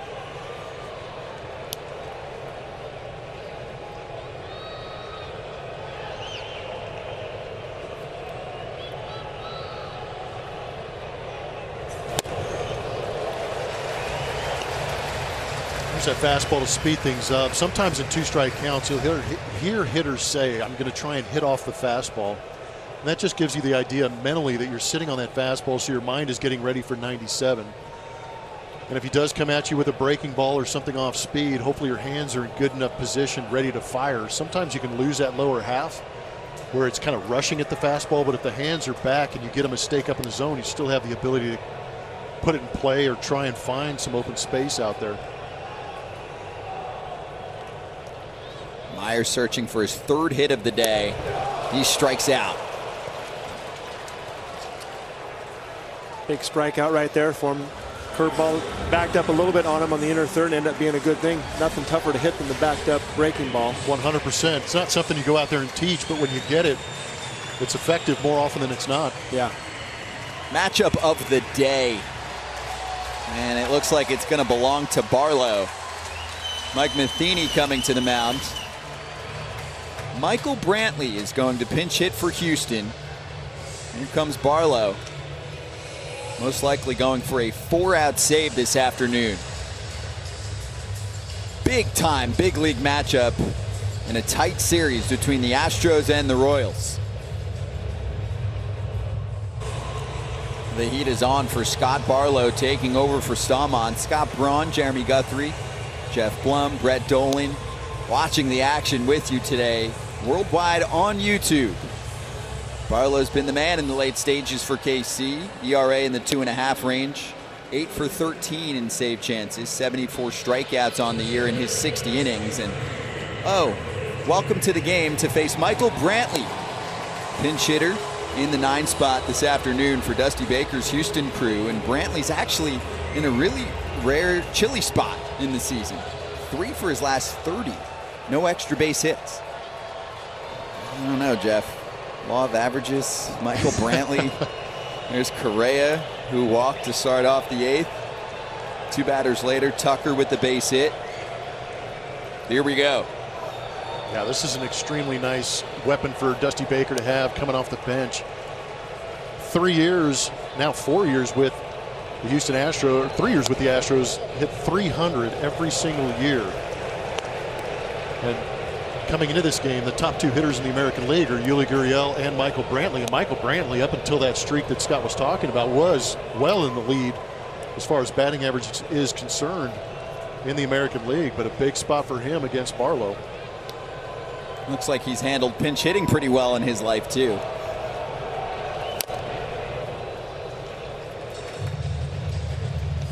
Barlow will mix in that slider. He'll mix in a curveball with a good fastball. You know, the Royals have really handled Michael Brantley well this year. Yeah. He just has the 1 hit against him in 6 games. And so this is a much deserved off day for him. And now he has a chance to step in. But Barlow will mix and match with the curve and slider and try and see if he can't get something to soft contact. We saw him on Saturday against Chicago. Over the weekend, the Royals swept the Cubs. Barlow picked up his 8th save. Brantley, center field. He's in business. Correa rounding third, and we will tie this game up at 5 with the Brantley RBI knock. What a back and forth affair with these two. We see Michael Brantley come through off the bench today for Houston.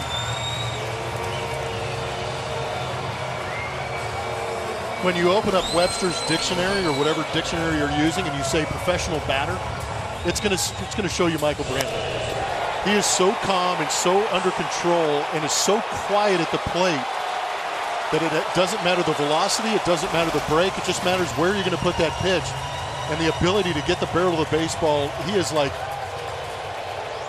not too many hitters in the big leagues who can roll out of bed and get the barrel to the baseball. He has been such a luxury for the Astros to have in the top part of their lineup.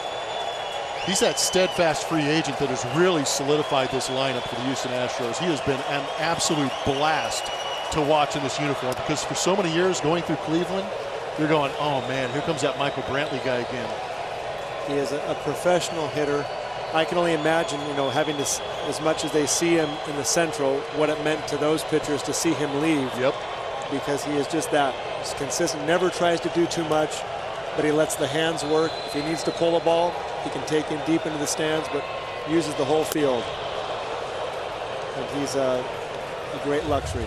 And what a great job by Dusty in this case to give him the off day. Yeah. And give him a chance to come in a moment like this. Changes the rhythm of where he's been, every at-bat, the 4 or 5 at-bats a game. Just break the rhythm. It's actually a really good call. I think it's a great call. They're on the corners for Altuve. Skies one. Benintendi searching. There it is. Side retired. We are tied at 5 thanks to that man. Michael Brantley off the bench. Clutch.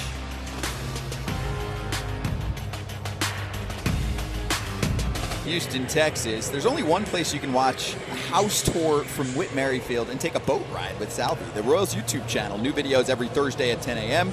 Visit youtube.com/Royals and subscribe today, and watch exclusive content on the Astros YouTube channel. Head to youtube.com/Astros and follow the Astros today. We're following both, and they're putting on a show. Brian Presley is the man in the 9th for Houston. Scott Braun, Jeremy Guthrie, Jeff Blum, Brett Dolan. Pleased to be with you on a Wednesday afternoon. To a worldwide audience hanging out with us today on YouTube, Jason Castro is going to take over behind the plate. Dusty Baker pressing the right button in the 8th. Inserting Michael Brantley in the 9 spot. He comes through with a base hit. Here's Gerard Dyson. former Jeremy Guthrie teammate, bounces out. Fun to see Rod out there. Got 10 years in the major leagues this season. A 50th round draft pick of the Royals, and one of those guys that very easily could have been, taken someone else, and now have a 10-year career, be a part of some obviously big teams and some big wins, stepping in right there. And good to see him yesterday. How often did he let everyone know that he was selected in round number 50? How many people passed me by? I heard a great story yesterday from J.J. Picola. He said when it came down to drafting him, there was 2 folders, 2 players, and the Royals had planned to draft another guy, looked through it, and said, grabbed a different folder and said, this is the guy I'm going to go with. It ended up being Dyson.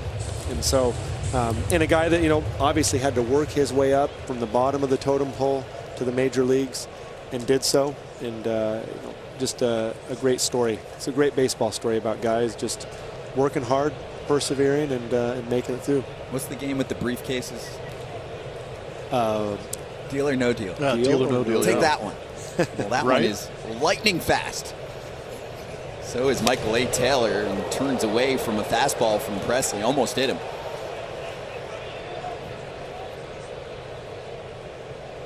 I love hearing stories about guys getting that 10-year plateau. It means so much to the player themselves in so many different ways. Obviously, it helps out the family because their pension kicks in, but at the same time, to be able to play for 10 years in this league at this level says a lot about the perseverance of a human being. Because there are guys that are elite and have all the talent in the world, but then you have the Gerard Dysons who will go out there and scratch for 10 years. I absolutely love it. When those guys get to that, they should be recognized and should be honored in what they do, because when you go through the dugouts and you go through the clubhouses and you you meet somebody, Gerard Dyson meets somebody in 5 years, they go, hey, did you play in the big leagues? He goes, yeah, 10 years. Everybody's head turns. And they go, what? 10 years? That's a serious amount of time. And he's a guy, in talking with him yesterday, I said, you know what, I'm on the other side of it. This will go away. You've played 10 consecutive years in the major leagues, been to the playoffs multiple times. This will go away. Every day you have a chance to touch someone's life, to make an impact on a young player. So no matter what's happening, because his time, he hasn't played a ton this year, so I can imagine what that's like for a veteran. But every day you have a chance to make something, impact someone's life, and it's going to go away. Who knows how many more at-bats, how many more games, how many years he has in this league. But be grateful for every single one of them. Absolutely. And go make an impact every day. He's always been able to run down a baseball Oh my with gosh. the best of them. His speed has played for a long time. That's what speed do. Yeah. Yeah. That was his famous quote to Dayton Moore, I believe, years Love it. ago. Love it. That's what speed do. He's fun to be around. He is. 2-2 on Taylor.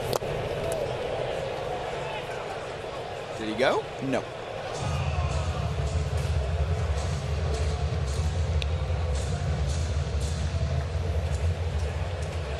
Michael A. Taylor tried to steal home yesterday. I just wanted to sneak that in there if you were watching yesterday's game.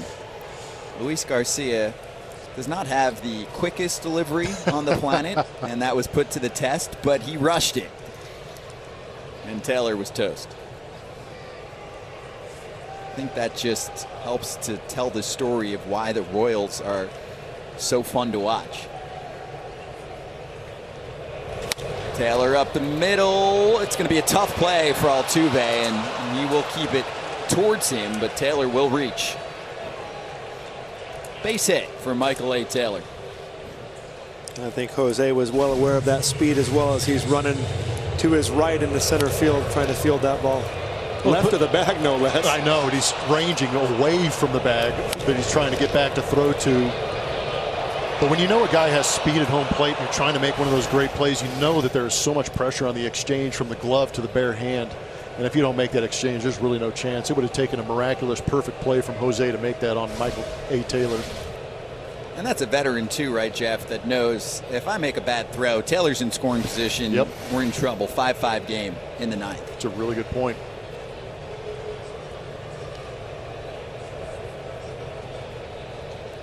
Number 8 hitter Emmanuel Rivera. Rivera's new to the party. First career home run on Friday. was at Wrigley Field. His first career hit was in Boston at Fenway. So he's just racking up the classic ballparks with milestones. Here in Houston on Monday, we saw him deliver his first 3-hit game in his career.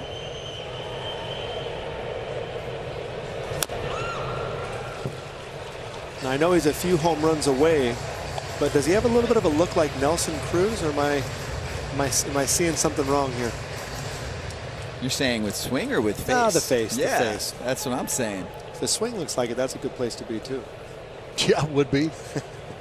And to be doing it until you're 41, 42 years old with damage. It's impressive. Wow. If they start calling him Baby Nelly, I think he'll take it. Here's Taylor on first. 0-1 from Presley. It's called just off the plate, but no, it's a swing. First base ump, Todd Tishner. Yeah, Ryan Presley was a guy who came over from Minnesota, and Brent Strom got his hands on Ryan. The whole reason they traded for him is because of the spin rates. Everything was the spin rate. It was the fastball, it was the curveball, it was a slider. But since he's come over to Houston, he has been in that setup role and moved into that closing role where he's really kind of taken off. But the slider that he throws at 90 to 92 miles an hour is absolutely devastating. And he just snaps it off that outside corner. You see the swings like you just saw from Rivera, where you kind of get the idea, oh, it's a fastball, and as soon as they start their swing, they try to hold up, and they just can't because there's so much sharp break on that slider. He has been so good for this club. He's been amazing. Been just so locked down for them, and interesting to hear that perspective of how, based off of a spin rate, they say, this is someone we can work with, and clearly they've been able to help him, and he's been able to help himself. There it is. I mean, so it's the just secondary pitches are so good. It is, and everything about him is power. The fastball is a power fastball. The slider we just talked about was a power slider. He throws that power curveball. Everything is max effort, and he gets so much out of these pitches, but it's amazing to see the movement. And they were searching for that closer. They weren't sure if Ryan Presley was going to be the guy that was going to really take control of that end of the ball game, but he has done a great job. Just a brilliant pickup a few years ago. I mean, a few years before that, the Astros signed up Charlie Morton thanks to some spin rates that they enjoyed. Great point, too. That worked out. That's a strike to Gallagher. There you go, strikeouts from the breaking ball. Since 2018, Ryan Presley leads the pack.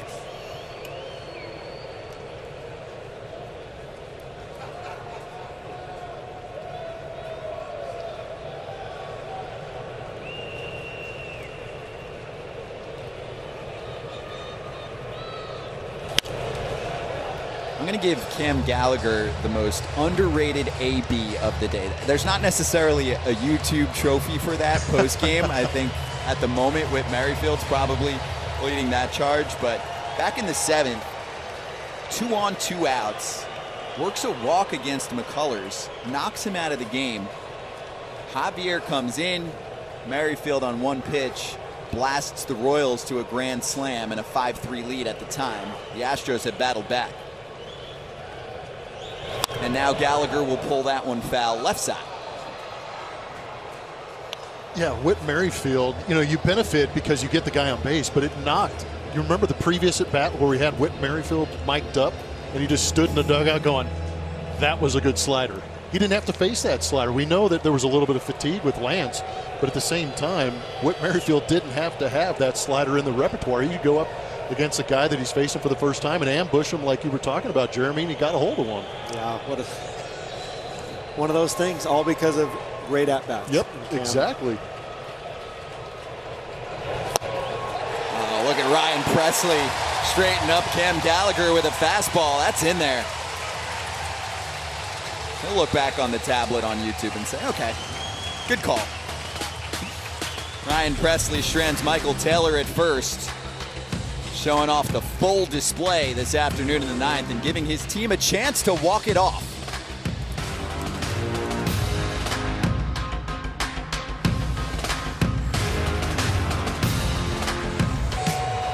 Back and forth battle with the Royals and Astros today. 5 per side, bottom 9. The Astros have 35 games left, 15 at home, 20 on the road. They're off tomorrow, and then their trip is 9 games, 3 in Arlington, 3 in Seattle, and 3 against a San Diego team that's been scuffling a bit lately. You can see September 3 through 5 is when they'll have an interleague matchup against the Padres. Ledmys Diaz will start off the 9th here for Houston. Tie ball game. Scott Barlow is back in there. Diaz, Gurriel, Alvarez. And then the next 3 after that are no fun for relievers either. Yeah, you better be on point early.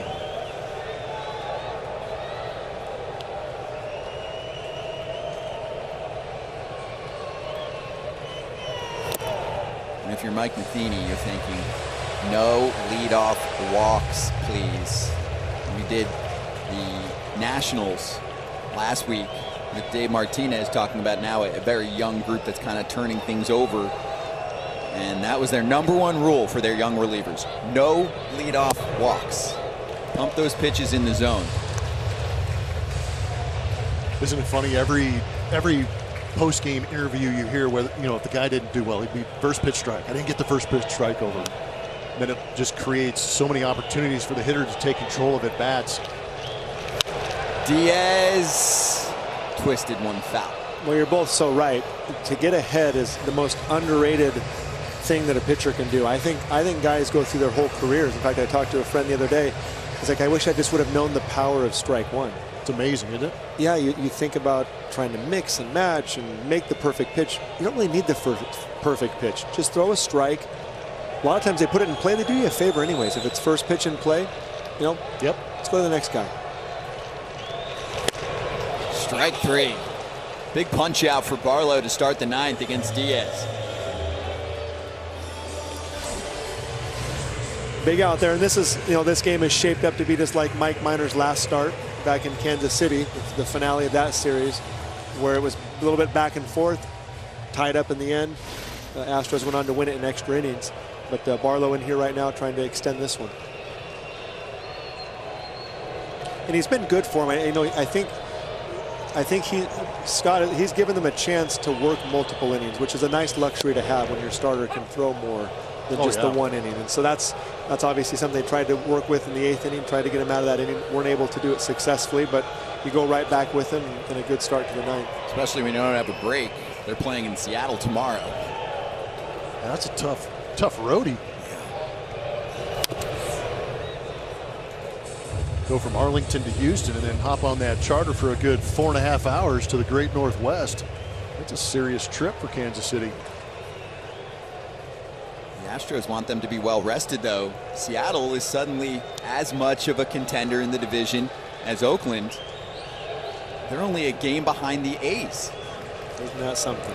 The Mariners, it really is. I think they're sneaking up on a lot of people this year, of course, but clearly for real at this point in the season. Well, it's unfair for Astro fans to watch the Seattle Mariner matchup and then watch them away from playing the Astros, because the Astros absolutely obliterate them. Especially here at Minute Maid Park, where I think they're right around 20-2 in this ballpark in the last couple of years. But it has been remarkable to watch them go out and beat some other teams and compete, and now only be 1 game behind Oakland after playing a great series in Oakland. I love the parity this year. I think we're gearing up for agree. a great playoff run, let alone the actual playoffs themselves. Here's the season series with the top 2 teams for now in the AL West. Astros leading it 9-4 over Oakland. Yeah, they've played well against the other 2 that are in contention at the moment in the division. Yeah, it's been pretty amazing just to see that discrepancy as far as runs per game. And it's been testy at times. It's actually been a lot of fun over the years to watch the Astros play well within the division. That's where they've really made their mark and earned the right over the years, except for last year where they lost out on the division to the Oakland A's. But playing 19 times within your division and being able to play as well as they do is where you get it done. Kind of an underwater swing there from Gurriel. He wants it back. He's down on strikes. In between. That was that slider you talked about, it sweeping. Looked like it stayed on the plate and kind of surprised Yuli a little bit. Well, and he checked his swing there, and you know Gallagher wants that call, right? Having just punched out on not the same pitch, but the same location. So he does a nice job to give the umpire a chance to level the score in his mind, I'm sure.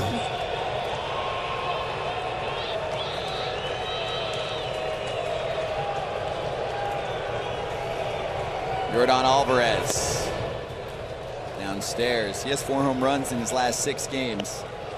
I love the point you made, what was it, 2.5 hours ago, Plummer. This is really his 2nd season. Last year was a shortened year anyway for everyone, and he didn't play for most of it. Yeah, had some health issues with both of his knees. Tried to play through it. Only got 1 game under his belt before he went on the injured list. In the offseason, had surgery on both those knees. Came into spring training a little bit lighter, a little bit stronger. But having that lower half, I know a lot of people assume that a lot of upper body strength goes into hitting, but if you don't have that lower half, it makes it that much harder. He has been able to run, he's been able to play left field, and obviously drive the baseball, so it's great to have him back in the lineup. 24 years old, and it's Kansas City. This is what he did. No ball. Just a leisurely swing going the other way. 107.4 miles an hour off the bat. Easy pop in the 4th. And that is well struck on the ground, and the Astros have a 2-out base runner in the 9th. Doesn't that just look like a handsy swing sometimes? Well, I mean, consider the length he has right there. They're working him away the whole at bat, breaking balls back door, and he goes out there and just wraps all the way around it, barrels it through the, I don't even know if there was a hole in that area, but he somehow found a hole in the shift and barrels it right through there. So, you know, but again, to your point, like not a panicky swing, not like not necessarily trying to pull per se, but getting the head out there and pulling it. And also knowing that one swing, he could end this ball game. But he took a tough pitch down and shot it back up the middle. Good balance. And whenever you see a hitter balanced, that makes a pitcher really nervous. When you start throwing pitches that are bending from the back door, starting out of the plate, and they're on balance, taking easy swings, and you're throwing it hard in there, it just, balance is like an eye test for a pitcher, makes him very uncomfortable to see a hitter balance through different swings on different locations. Pass the baton to Carlos Correa. Which is why I see maybe he didn't want to see any good balance there, so a little up and in. Make those feet move a little bit, right? Carlos looks like he's falling all over the place. But Alvarez was just in a little 0 for 8 skid entering the day, and yesterday on the Astros broadcast, Jeff Bagwell said he's a little late. Well, that's why he's a batting average guy in addition to the power. I mean, the slumps just don't last long with him. So you see big power hitter, you figure he's very hit or miss. No, this is a consistent man in the lineup for Houston.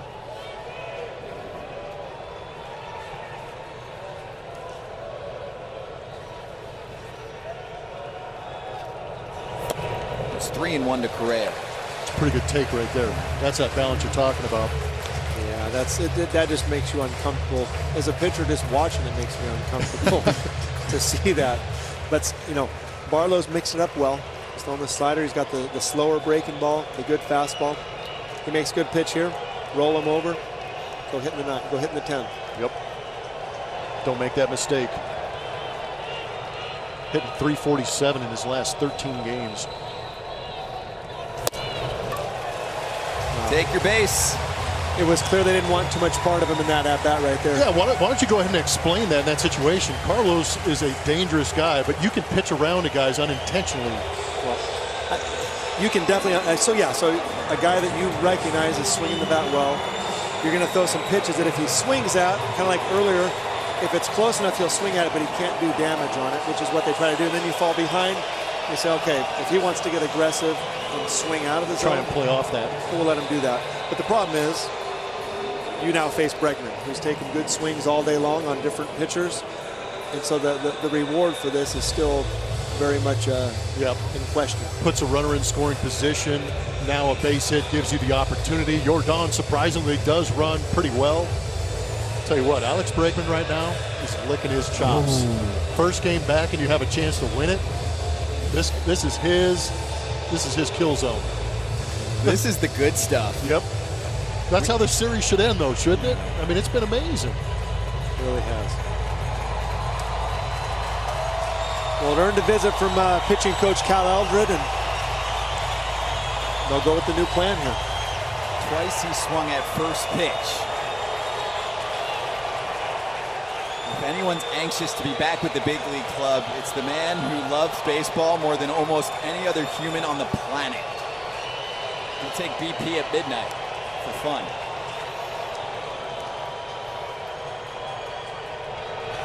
Bregman goes after the first pitch, popped up, and Dozier can't get to it.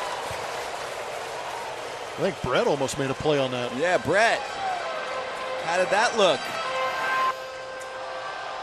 Try not to face plant, guys. That one took the bounce off the concrete behind himself. See me jumping up about 6 seconds late. Proper etiquette, Brett, is to hold the player up so they don't tumble into the camera well.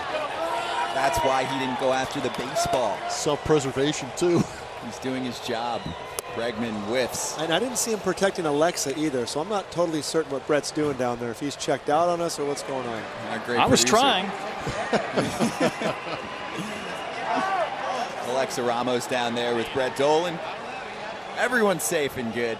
Bregman has 3 career walk-off hits in the regular season. First game back, he missed 59. 2 strikes on him. 1 and 2. Good pick by Gallagher. Keep the runners where they're at. Yeah, important in this situation. Got to be able to expand it, but trust the catcher, and certainly Gallagher did a nice job on that one.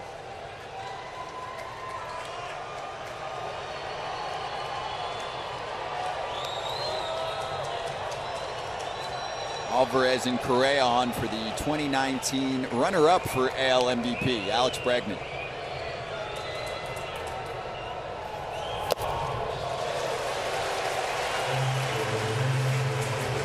Couple of good takes after he chased that 0-1 slider.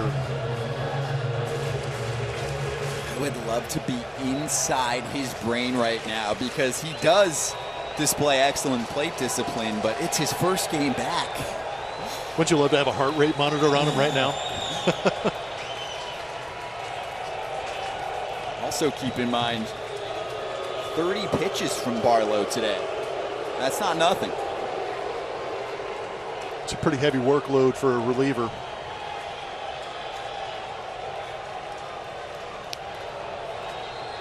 Dusty told Alex, you're going to be in the 6 hole today, but hey, this is an RBI spot. Puts one on the ground. Lopez goes the short way to Merrifield. Inning over. Great job by Barlow getting out of that one there. Yeah, a couple strikeouts, and then Alvarez single, Correa walk, Bregman bounces out. Let's play a little bonus baseball on YouTube in Houston, Texas, shall we? I would say there's a little bit of news in Astros social media land today. We know Carlos Correa is on the last year of his contract. He will be a free agent. There was an article that posted at The Athletic today, and it said, Carlos' quote was, "My last year with the Astros, hopefully we can win another championship, and I can leave this great organization with 2 of them." So while the 2 championships sounds pretty good to Astros fans, I'm sure they're going to be parsing those words and not exactly thrilled to hear Carlos mention that today. Brett, thank you. And that's been a little back and forth here with Carlos Correa and the media discussing the contract offer that he really confirmed for us in spring training at about 6 years, $120 million. And you look at some of the other dough that's been handed out to a shortstop like Francisco Lindor or Fernando Tatis Jr., and it's about triple that number. Hanser Alberto is going to run for Cam Gallagher.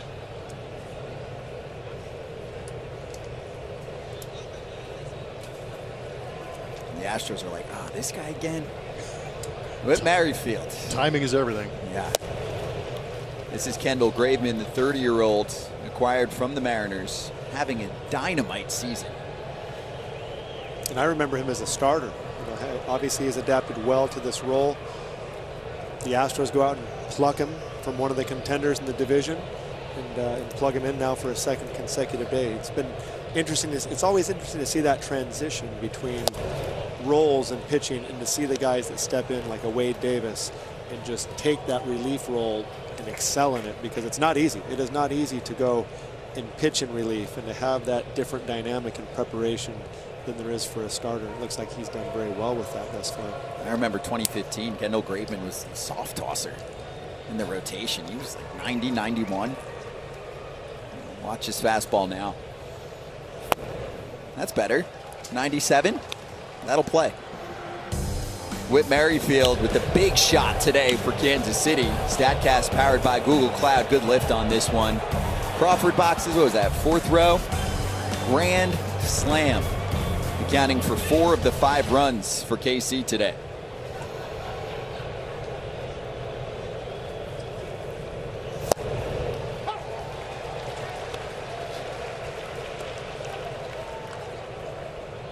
I'd like to see Kendall Graveman work back into this count and get Whit Merrifield, just because if he ends up walking him, Nicky Lopez is a guy who's not afraid to lay down a bunt, whether it be a base hit bunt or a sacrifice bunt, handles the bat well. Could really create some issues with runners at first and second. Yeah, the Royals are a team not afraid to sack bunt. A lot of organizations ban. Yeah, the numbers don't say that's productive. We're not giving an out away, but Nicky, I think, has 10 sack bunts on the year. And he has enough speed that he bunts well. He can actually stretch it into a hit as well. So you're right. The importance of the leadoff hitter always important, but especially with Nicky Lopez coming up next. What are you talking about? The leadoff guy's already on second. I forget about that. Wow. Strike 3, Graveman. Big punch out to start off the 10th against the KC 2-time All-Star leadoff hitter. Another good slider, and that might end up being the book on Whit. He's a very good fastball hitter, but a couple of sliders for strikeouts in this game against 2 tough pitchers with very good sliders in McCullers and Graveman now. Well, the hitter as good as Whit, you take anything you can get. Yep. Okay, if you guys see a little wrinkle in the slider, you think you have a chance. Clear that's the way they've attacked him today, successfully at least. Yep. The first AB in the 10th for the visiting team is so pivotal, because now the pressure's on here, and it's Nicky Lopez watching one downstairs. Have we adapted and adjusted to this idea of throwing a guy on second to start the extra innings? Is it normal to you at this point? Me, yes, because I called the World Baseball Classic like 4 or 5 years ago, and they were doing it. I was sitting there with Cliff Floyd going, I like the action. Okay. I'm used to it. I do not. Not yet. I get it and I understand the purpose of it, but I still would like to see that 10th or 11th inning maybe be nobody on base and see how it goes, kind of thing. Yeah. Then if you get to that 11th, 12th inning, then put that guy at second base. And for the casual baseball fan, every time a run scores, it belongs to a pitcher, meaning they're responsible for it. Explain right now, does Kendall Graveman, does he have responsibility, or is it like it's an unearned run? Yeah, so his ERA is safe. So it doesn't belong to, he's not impacted by the rule that says we're going to put a guy at second. Yes. Nicky Lopez right back to Graveman. He's going to go to third. Alberto is caught. Bregman to Correa, tag applied, and they get the lead runner.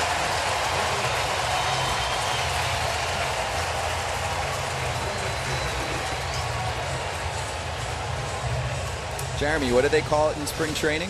PFPs. Ah. Pitcher fielding practice. And done to perfection right there by Graveman. Good throw, good easy rundown for him. And didn't let the runner advance to second, which is what Lopez is trying to do right there. When he gets into that situation, he's trying to say, well, can I get to second? And the good rundown didn't allow for that. You know what else they practice in spring training? See the ball through. Make sure it gets past the pitcher before you make that break to third base, because that was a great job by Kendall to recognize the base runner was caught in no man's land right there. So big play. And a check over to first. If you're Lopez, you might be trying to swipe second. He hasn't been caught all year, but be careful because Salvi's up and he can change this game with one swing. Especially in this ballpark, not to mention Kaufman also, but 1-0. Brett, what do you have? Guys, have the Royals run themselves into outs for the cycle, counting the attempted steal of home last night with Taylor and Mondesi being thrown out? And then, of course, losing Whit Merrifield at third base and Dozier at second, and now a runner between second and third. The cycle. You could argue that. Yes, they are aggressive. Sometimes it costs them.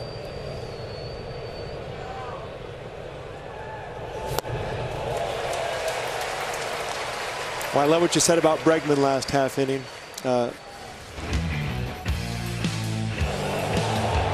a quick look here at Michael A. Taylor. Thinking big.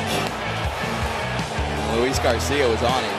I think what gave it away was 2 pitches before that. Taylor was deking a bit, so he made the pitcher aware, and that is fouled off left side. But I think if he didn't do the deke, and you tell me, you're the pitcher, Jeremy, did he kind of wake up a snoozing pitcher with a long delivery a couple pitches before that? Or do you think he had him either way?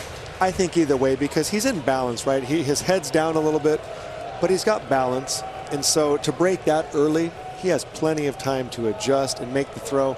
And the key is if you have a shift. If there's a shift that allows Michael Taylor to take a larger lead and get way down the line, then maybe he's got a chance there. But, you know, he didn't have a generous lead, a pretty normal lead, and tried to just time it, and the pitcher saw him. And once he saw him, he was able to gather himself. So credit to him for not stopping and balking. Maybe that was the biggest risk there was for the pitcher. But I think Luis, it tipped him off a little bit because Luis has an exaggerated, it's almost a dance step that he does before his windup, and it was an abbreviated version. I think that's why Mike Matheny, the manager of the Royals, popped out of the dugout, was to argue, hey, he altered his delivery to home plate to get that out because it was not that standard, typical, rhythmical kind of move that Luis Garcia has. So I think he keyed on what Taylor was doing and said, okay, if I see him move, I'm gonna adjust, because you see it was just a nice easy flip to home plate, 77 miles an hour, and it was perfectly located for Castro to drop the tag. I think Taylor was even asking at one point about the delivery, and if he alters it significantly, would it be a buck? It's almost like they were challenging the rule with that play. I think so too. Challenging authority. It didn't work out. Get back to your point about Salvi being in this position. Well, yeah, like you were saying last inning, a guy that loves baseball, has a chance to make a big impact on this comeback. Obviously, Salvi's been playing, but a guy who equally loves baseball. And I think, you know, one of the maybe understated impacts of him having Tommy John surgery, which he had in spring of 19, is for a guy that gets as beat up as he does, Salvi, behind the plate, it almost gave him a rejuvenation period to be able to come back and have the type of season he's having this year. Bregman throws him out. The Royals come up empty in the top of the 10th, leaving a lot of room for a walk-off chance for Houston to finish off this season series. Stay tuned.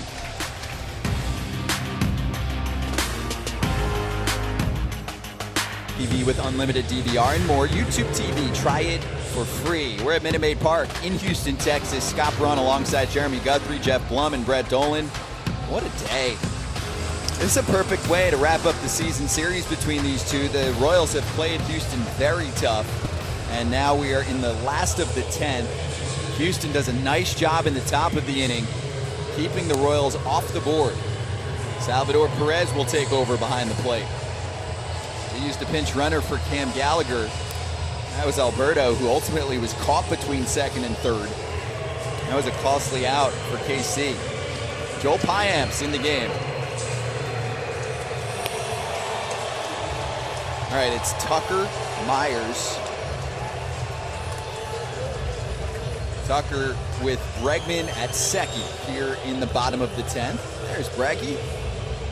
We might get a little snippet of that combo in the postgame show. Whit Merrifield's mic'd up if you're just joining us. I mean, one hit can end this game. And you're going to test the legs of Alex Bregman right out of the chute in his first game back. The Astros are on the other end of the sacrifice bunt situation where they do not bunt. I don't think Kyle Tucker has bunted much in his life. But he's definitely looking to do that right there. Yeah. Something he can pull and get that runner to third base. Just activated yesterday. This is his first start in about a week and a half. He was on the COVID IL.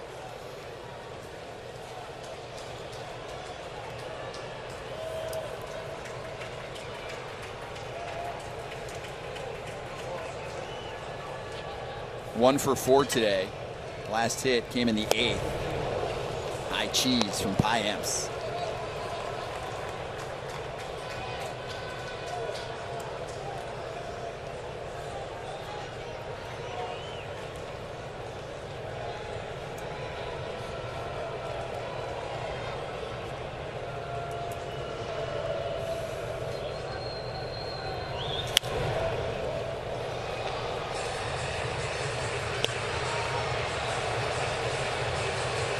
I think Astros fans should be pleased to see not only the production from Alex Bregman today, as he's 2 for 5, but also the fact that he's playing the entire game. No pinch runner here in the 10th inning. He's back. Yeah, you've probably got some front office people and a couple of trainers in that dugout right now that are sweating just a little bit, concerned about how those legs are doing of Alex Bregman. It's one thing to go out there and play 7 or 8 innings in a minor league game, but to come out here to a big league game, a lot of the movement in baseball is quick, fast twitch, immediate reactions. But he's going to get tested right here. And there's really, Taylor Jones is the only guy they have left on their bench. So if you have the option to pinch run for a guy like Alex Bregman, it would bring Aledmus Diaz in from left field to play third base. But I'm sure it's an ongoing conversation, too, between trainers and Dusty and Alex Bregman on how you feel. Are you doing all right? Can we keep you in the game kind of thing? He strikes me as one of those guys that's going, I am playing. That would be a very polite version of Alex Bregman. Looking at StatCast setting up the arm strength. Taylor's got the best arm of the bunch in the outfield. There's Benintendi in left, Taylor in center, Dyson in right. And Tucker going to right and testing Dyson. Bregman will stay put at third.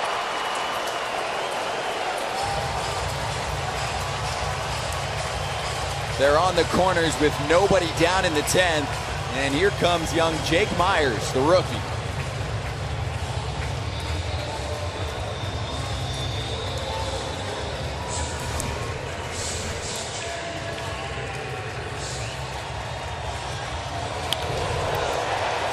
That's that pitch inside to Kyle Tucker, where you think he could go ahead and beat him, but he does another really good job of just bringing the hands in. He does get jammed, and it is a good pitch, but just taking the base hit, looking for something he can pull. Moves that runner over to third base. And you can understand trying to go inside there, having thrown all the backdoor breaking balls, getting him leaning, thinking I can get a swing through here up and in if I locate it, which it was located. And that's just a result, product of not trying to do too much. It's always easier to face a hitter that's trying to do too much, that's trying to win it with the swing, trying to hit the walk-off home run, versus a guy, again, like we said, on balance, he just folded his arms in half and said, let me just put some bat on it. But that's where I think the guys like Whit Merrifield, Nicky Lopez, some of these other guys who aren't out there trying to drop and drive like everybody else in the league prove to be really tough at bats because they know what their limits are and they just work within their own limits and they have tough at bats. But Kyle Tucker did a great job. Runner on the move. Free base for Kyle Tucker.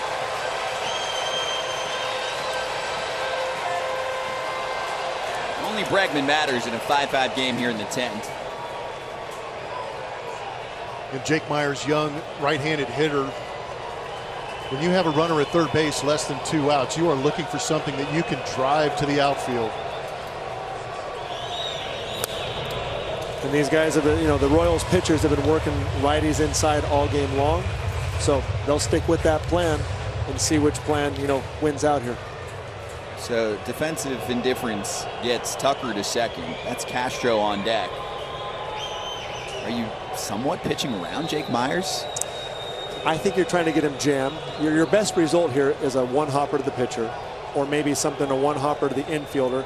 Then you consider the walk and try and go for the double play. But you got to try and get the first guy with some pitches that are borderline and get him to swing out of the zone. If you load him up right away, which some managers do that, but now you kind of eliminate that freedom to say I'm going to work off the plate, try to get some bad contact and get him out before I then load him up.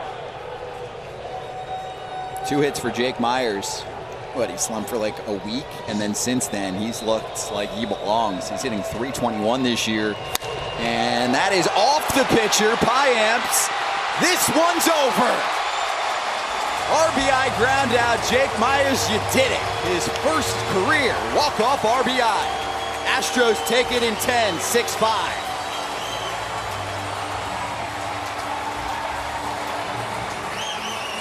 Pretty good at bat by Jake Meyers. Not trying to do too much like Jeremy was talking about. He got a pitch he could handle. Wasn't able to elevate it, but he was able to hit it hard back up the middle. Yeah, you got the one hopper, but clearly it was hit a lot harder than what he was hoping for. You hope Piamps is okay with it coming off the leg. He looked like he came up a little bit lame, but a great at-bat. First career walk-off? First career walk-off. Oh, yeah. Kid's only been here, what, 3 weeks? Yep. It's been a fun 3 weeks. 300-plus hitter. First walk-off RBI. It's the big leagues. Makes contact on a pitch down. Good pitch, too. He pitched him well, just didn't work out. Came off the bat at 97.7 miles an hour. That would have been a very tough play for Piamps. If Piamps gloves it, you go home. This game stays alive. There's Bregman. First day back. Scores the winning run for Houston. All around, great day for the Astros. And an excellent series between these two teams, not only this week, but last week as well. They played 7 games in about a week and a half span. I think both sets of fans have to be happy. You know, the Astros get their 2 out of 3. The Royals see continued success. And, I think they both can build off this clearly. And ready for the post-game show? Oh, yeah. 30 minutes all about the Royals and the Astros. And this game, a walk-off win for Houston. Let's hit it.